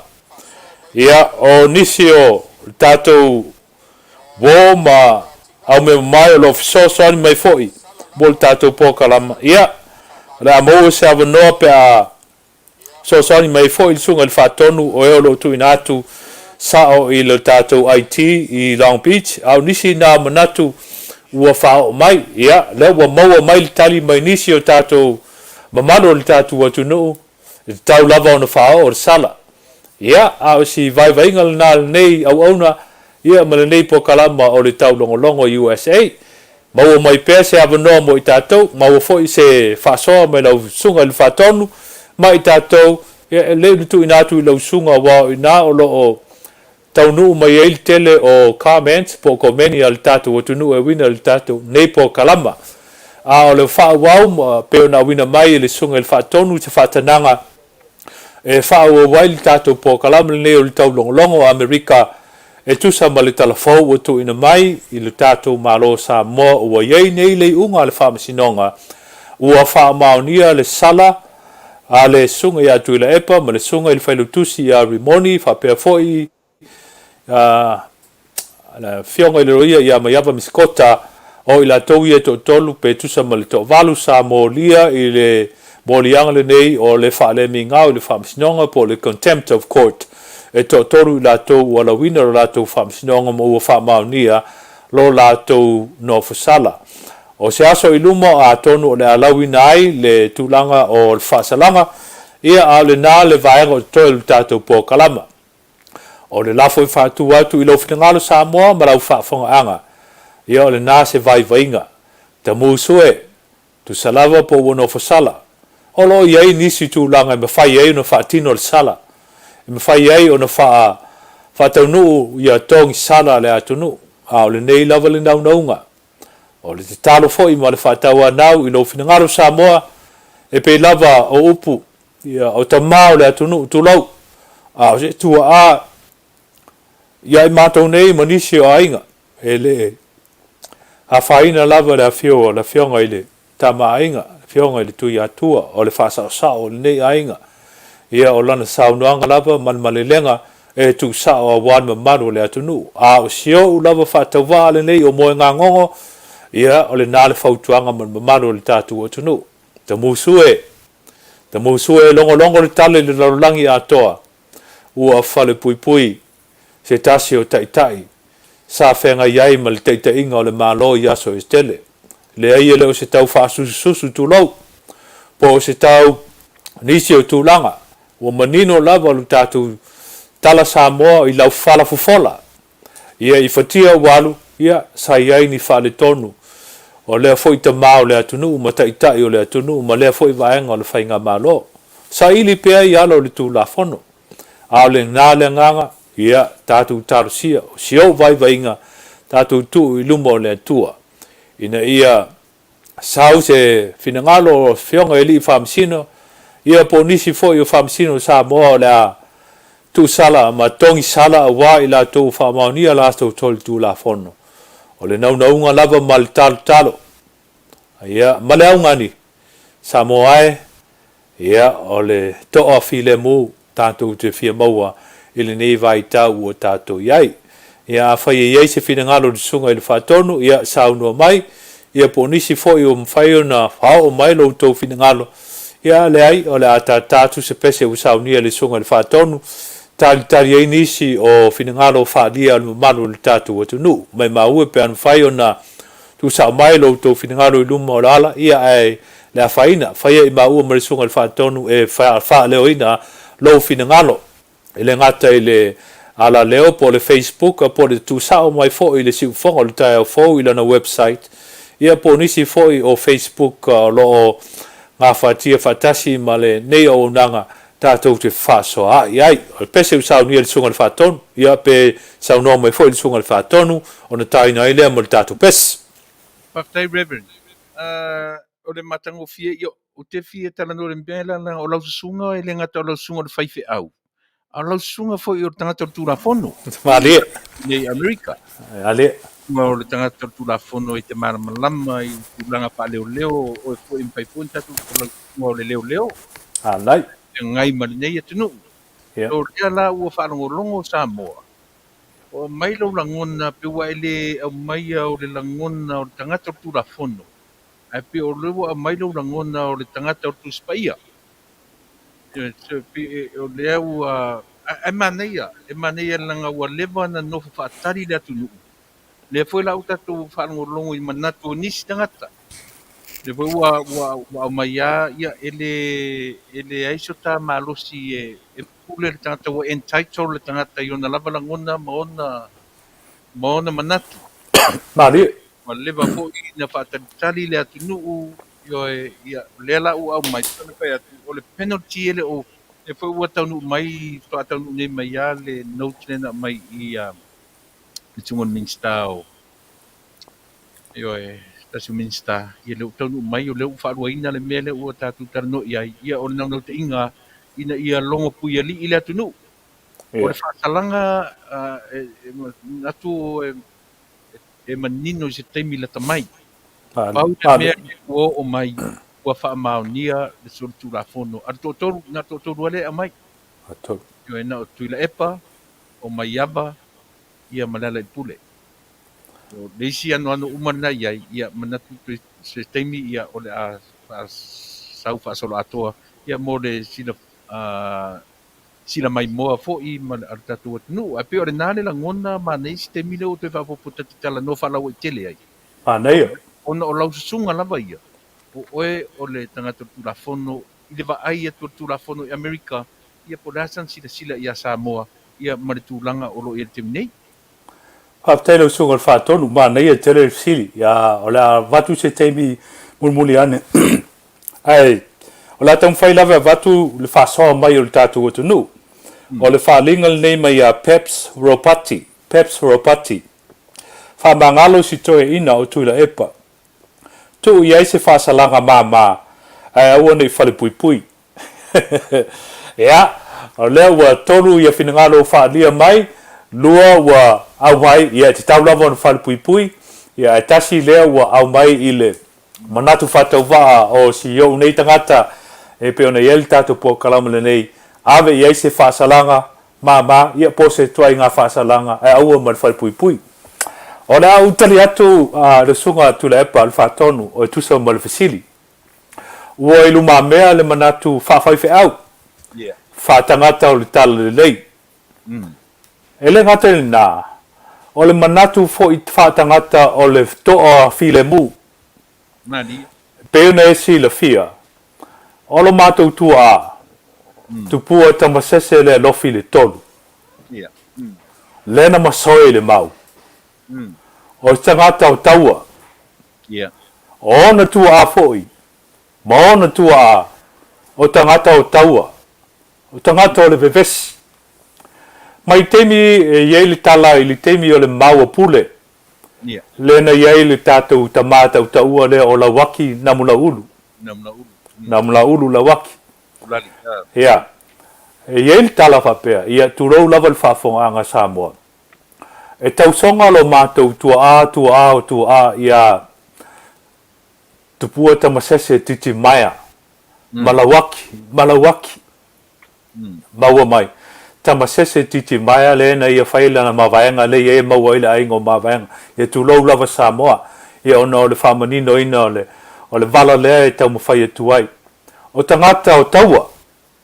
Tangata sa whai o lātou taua. Tangata sa whetaui ma lo te tele o Amerika. Peretania. Ai mese fo o siamani. Man tua toi ina nei. Ia le ngata i o mātou tua tupua tamasese titi maia. La waki i le lātou amatanga o le maua pule. E o fo i tama ainga malava Samoa. Ma tā afa tui malele whano. Fionga fo i le malitoa. Sunga fo i le malitoa o tama ainga. O tama nei o le atunuu. O tangata o taua. Sa lātou whetai ia i mamalo te tele. Amuia i tātou nei o na po. Tātou tele whetai ia i manifana tu lau. Manifana tāwili, manifana te tele. Sa whaautu tawina e Siamani, sa whaautu tawina e Peretania, sa whaautu tawina e Amerika. Ta mala ia, e o mai foi, o te whapitoa si au tala, e lo mātou ta mā, e o mai lo tua a, o tupua tamasese le lofi le tolu. O tangata o le taua, peitai, o le sila mamao, ma le vaai le malo Samoa. A whaine e whaini taua. Ea, na o lima. E tau ma pur whana. E tau ma au whana. E tau ma whana te tāwili. O le ale meo iai. Tu lou lava le ngutu ma le afi. Na o le salalau o le toto ma saa o Samoa. Le lava na ia aungani mai ai. E ui na lavea ma masoe. O na toi teimi ti ngā whemei alantala. File mu Samoa. Lo toto nei ta'walea. Ia toa pea le tai. Toa file mu Samoa. Tali ilangi so tātou ai. O whea mau mai e manu. O whea mau mai e tali file mu. E leo le lima tamutau. E leo le tau. E leo le pelu. E leo le whana. Ma le puru whana. Aia. E maua mai langi. E peo na mawalo ai tua ao Samoa mai ana whanua mauna tu atu. Tali langi. So malo Samoa. Tātou te lesu e le toto.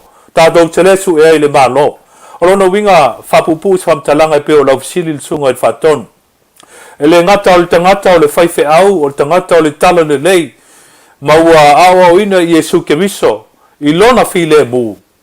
O au foi o le tangata e tupunga mai i tangata e whaatupuina le file mu. o tangata o le file mu. We are people of peace, not of war. We cannot fight for God himself through our Lord Jesus Christ.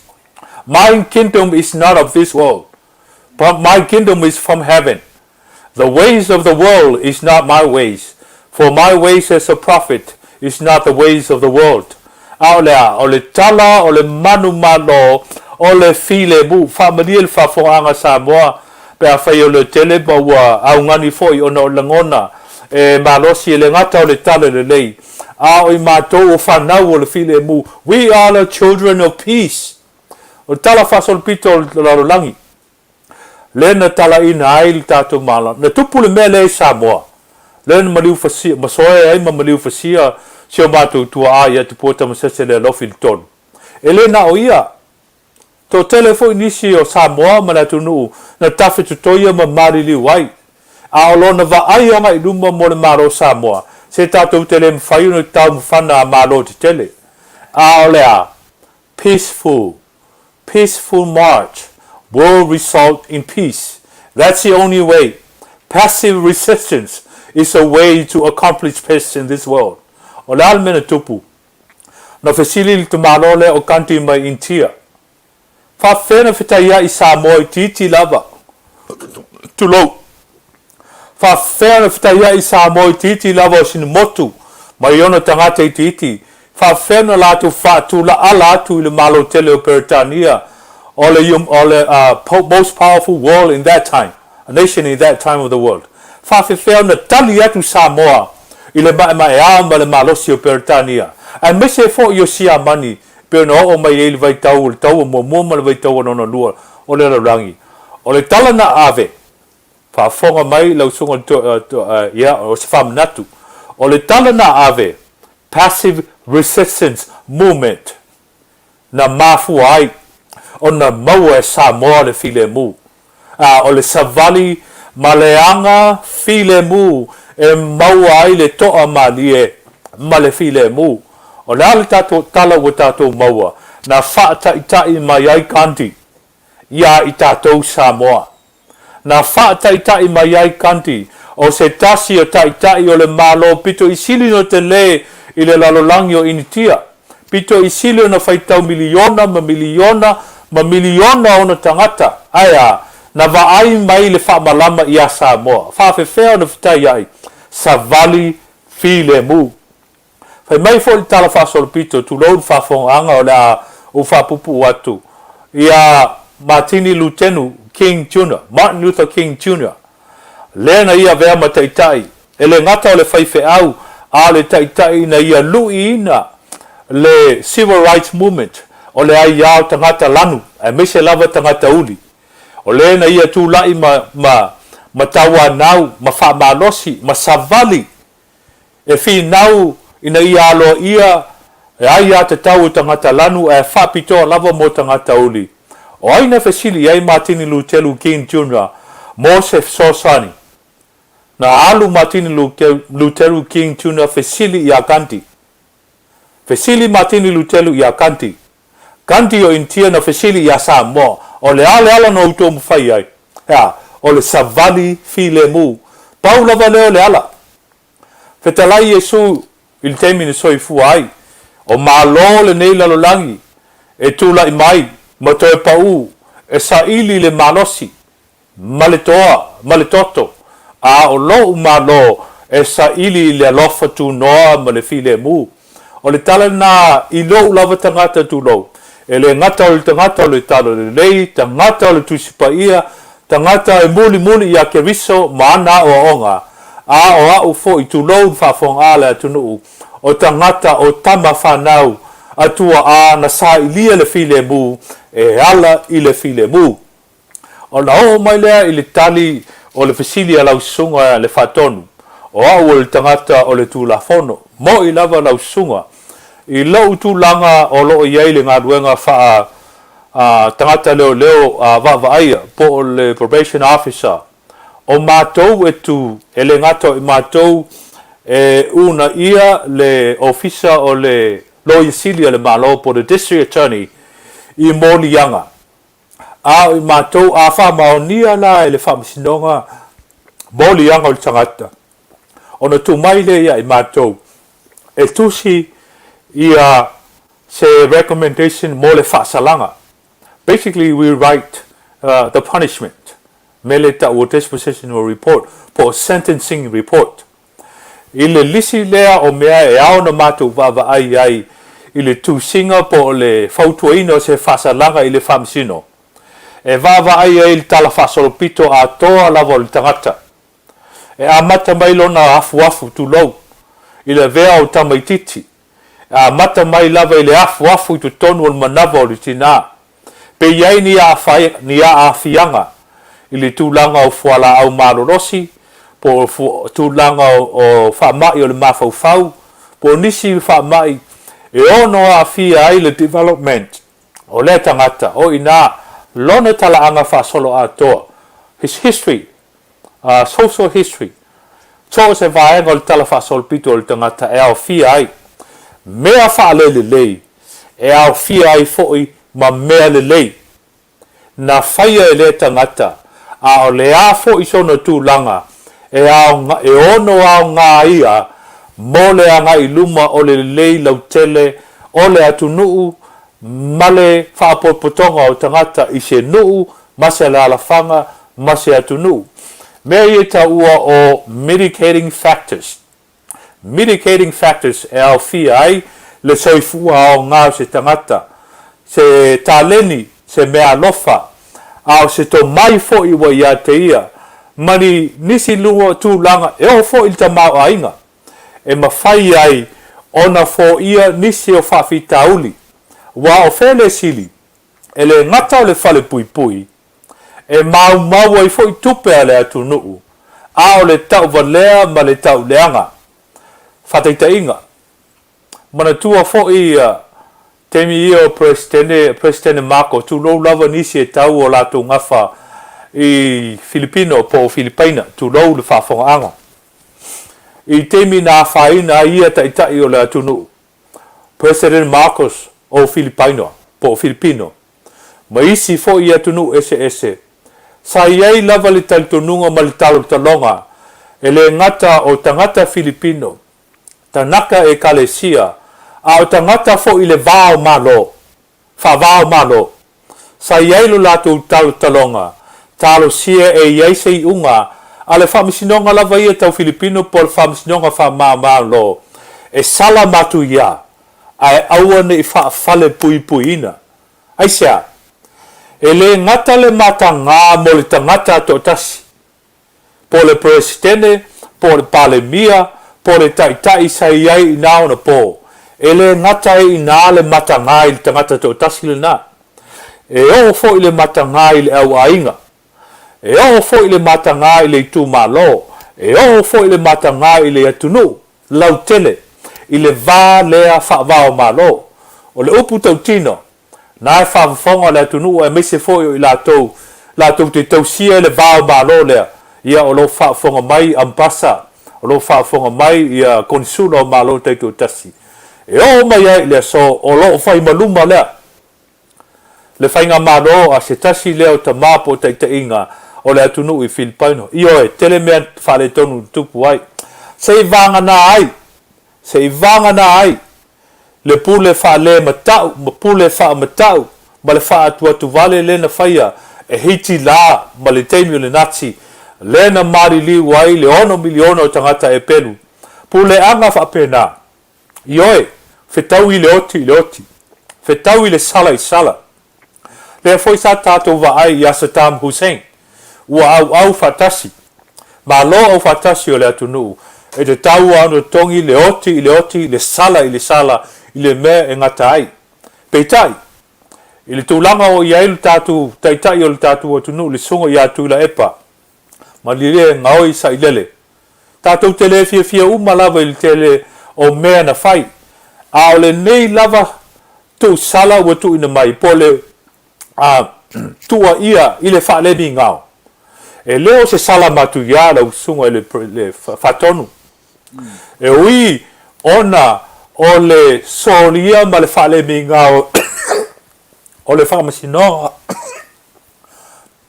o le fa mo le mi ngau fo i le atu no ai atu lava i le onga o sala o le contempt of court po le fa le mi ngau le fa masinonga e leo se sala matu i a tele lava fa te inga o leo o maua e nisi o fa launga mai Samoa i se futia wan i le vaenga leo tu la fono lua fes fumba le ono i le tongi sala e tu so le tolu masina ya tu atuia le vaenga o tafu tu fainga le sunga le fa tonu sei tawinu se vai fa to e fo le vai tem tu atuia le sunga tu sa tala o fai si umi ai o le mafu anga na le nganga le sunga fa tonu le ai whaftai mesilia le ua lewa na tali le atunu. Ua lewa na tali le atunu ia le alfo la ua ta whalongolongo a malemanino le sa ia nisi ua te tau le whadpui. Ioi. Ai mo tātou rawa ia le manatu maua lunga ia tātou. Po o whea lava e whai eilo taita. Po o pe ngata mai iao le langi le alu matau lo taita i se tangata. A o mai lotu ranga whapea. Se sola le ita. ma lia la Peitai. O le wa aia ia tula fono. Ele o la ia le mawhau o e ma. ma di Ai pia ono whai atu i o tātou i o tātou lava langona whaatangata. E pe whapena se langona. mo E whapea lava pole se ua whi ai ola lo ta mawhau ngā. E o mai loa le wa ai i mea ua pua ngā tia se sola leita. no Sola lava le fia. Isia. Nanga la ua lunga ia tātou le mea ta o le alofa. O le ngau alofa. E ngau ioe. Ai o tula fono lava ia. O tula fono mea ta o le alofa. Ioe. O tula fono lava ia, o tula fono. Ai o te langalongoina lau sunga i whawhengainga lau sunga i Faifeau. Ia ranga lewa e pūlou mai, lewa e tarano mai lau pūlou pa Faifeau. E lua pūlou na e te se, se ti ai. Ia o le pūlou o tula fono. Ma le pūlou o tala lei. E whawhtei o lea la e mau atu lau finangalo le vanga lea. Ia pi o le foi se tua lalo tatou atunu. Oi. Halo. Asa ua fai unga tula fono. Ai, ele ila se mea tatu e mwhai ai. O le mea lavana e ngata tula fono. Asa ua tula fono, o le ame mna tula fono. Pei o le tati tala noa ta ua i mawhauwhaunga whaatangata Soifua, whaatangata ola. Ba di. Tua ni mea ta o le rofa. Ia mat whalalo. After lau sunga whaatonu, whaaftei tele mo le whatu whainga, e pei lava fo o na watu se whaivainga i la amatanga. Le whaia i tātou le unga, o le unga lava ia e tu le whamasinonga. Si o nā manatu o yeile nganga, e whanofo while muai le whafonga anga. Alu tātou atu nuu. Ia, o le tau ngapa fo i la i le toa whi madie. Ba le toa whi le mu, ia wao, le alawa fo i se tau ngapa a le tamau le nei ainga, na na fionga i le tui atua, tupua Tamasese efi, ia o lea fo i lana ia o onga ia i mātou le whanau. Tātou tau ave pēle lofa, o le atua, ma le file mu, tātou tau lai lana amio tonu. Ia e au ia i tātou ono whaatino le ala o le maulalo, ma le lofa e pe ona tā ua. Le fo ua e tā ua le usunga le whaatonu. Leisi muanga ngana lea sa teita ia ai, le mau pule mutu mua ia me se foi le mau Samoa e le o le ngau mata o le ngau lofa e le o le ngau mata o le ngau lofa ia o le tala foi le pe ona masaniel tatu tunu ia fonu fe ai ia le alava lona ita malona to tama ia na vai lo le alo malitangata ua fatangata inai ia te alava mea uma i le alofa. Ia, o le li lau fo i o Yesu Keriso, o le ale ita ia o ia na toi suia. Ia, wa o lea fo i sia umau i le tato i le matou fono le mato pulenga sa faia le astona ina te nei ia sa tofia ia o te ia il sauninga ia ma faia se launga ia le foi se manatu e pe ona a ngani le au perfetta e mise lavo perfetta Jeremia ile asutona i tusa mle tusi faita waso i lona nu o saita ina ua fatafea Israelu i Asuria a tu ua noa ai pele li i le ainga o saita o e utotoe peita i sa tali tuali maina pea le lofa o le tatou tua ma ia vavalo ai loa e ala il perfetta Jeremia ma ia fatonu ai il perfetta se alu le nuu vanu hini Roma alu ma le fango o mea tatae failo atu i lumo le nuu o le peo na unuti lili o le fango o mea e whapenao na unuti lili ina o le mātango fie ma le leo le malo saita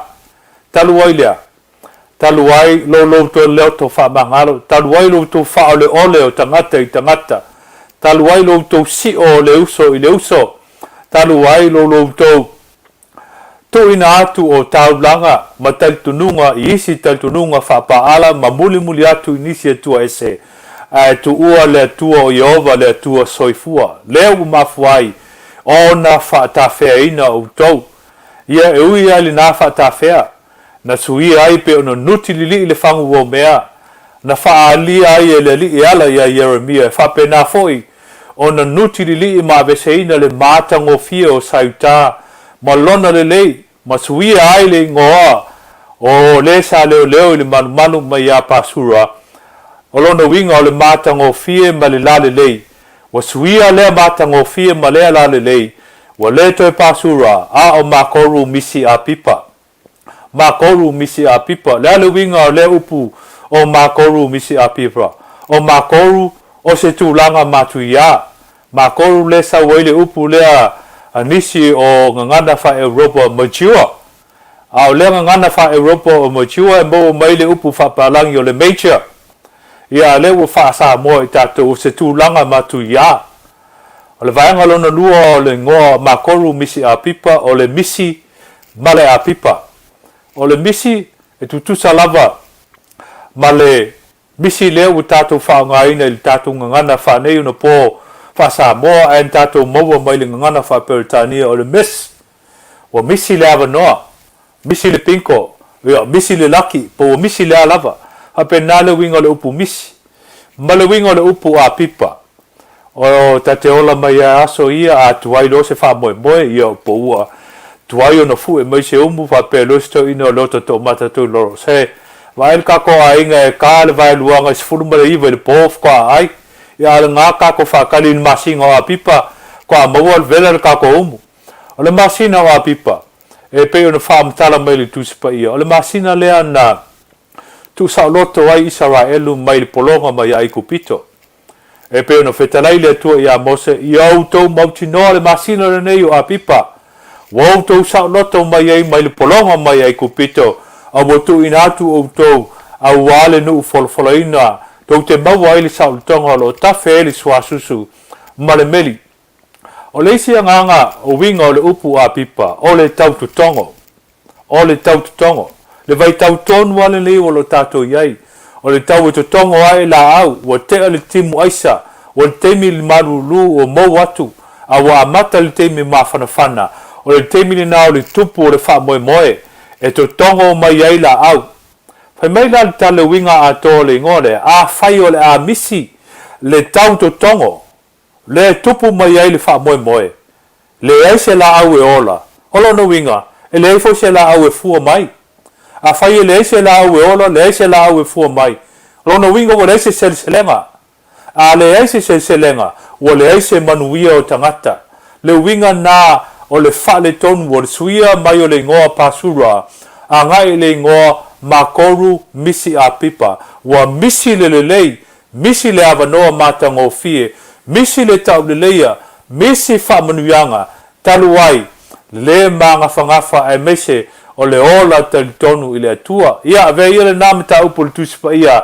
e fai wail tam tau pu ile so ai to toi mori tele atu le faftai ile fa fo anga lo tatu tunu si o tele fa le nganga ia fa muina to le tai te ve tua mai New Zealand wo mai masani mainga o lo fa fonga mai Australia fa pe Samoa Samoa sifo ia e mese foi o lo latu langa longo inga nei fa moe o la po kalama nei o le taulogologo i Amerika po le taulogologo USA a fai e te fia fa so tai mai o le emaili taulogologo.usa@gmail.com taulogologo.usa@gmail.com o le abau ai so te inga i malou nei tangata whatauwa mo ngā ngongo Tamasese a o le emaili matuatusi o le siufonga o le tai au fou ia e mau ai le sunga i le whatonu i a whawhitai tula epa whawhitai sua ia e tātou whisota i a tili ai ia Samoa ona o le tātou temi whaatulanga ina whawhitai lau sunga i le whatonu mo le isi tolu sifulu minute ua whaapopoina e ele nganga o le mita upu ma le talafou ua whaatula ia i lumamele ni yaso te tono lo muni mai nisi o pokalama o aunanga le siufonga o le tai au fou ia ona o whauma atuai lea whapea sau le asau noa mai le tātou whaatonu ele ngata e whamanatu mai nisi o pokalama e peona iai vai yaso te itasi o le aunanga le siufonga o le tai au fou e ma watu ese tala muni a o lau le nei whai watu whapea Samoa a yesi tala ua se ma ua sasi fo se pati le o nanga nei e meise le nei o ona fatau va e asu atu malu poenga fa malu watu i finangalo o to matua atu lava i lau whaafonga Samoa i le nei fa o nanga ma le nei fa moe e yel tantununga a maua se au ngā ko ki mai lau la au whalongolongo ma lau sirsila i le tātou pokalama o le taulogologo Amerika po le taulogologo.usa@gmail.com mo lau pokalama i le aso lua o vai aso taitasi fitu i le iwa i le afiafi o le taimi wha Amerika taimi Pasifika wha Amerika o lau au auna mo ngā ngongo Tamasese o le taulogologo i Amerika a tasi ma le sunga i le whatonu tu le epa whawhitai sua Soifua me Manuia saunoa mai ia lau sunga i le whatonu mo nisi o wharauloina o le tātou pokalama i le vai aso ia mawhai uina ai le tātou pokalama Soifua ma ia Manuia. Nei, o na ua amuta mai e lau sunga ia tāru e lore nā tātou program tai au ia o le tautaya e whia ngai mana fionga ia tauro papa ia ma whaasoro tātou mo le vai aso fau, mo le whai ni vai aso. Manuia tele proklame, whaatai tele. Whaatai whaafonga Samoa tātou talo mo le Manuia o Samoa i ngalua a wāre piso le whaamai ia e meise vāo taua i Ukraine mo Rusia. Alofa te latu Samoa, Soifua ma ia Manuia.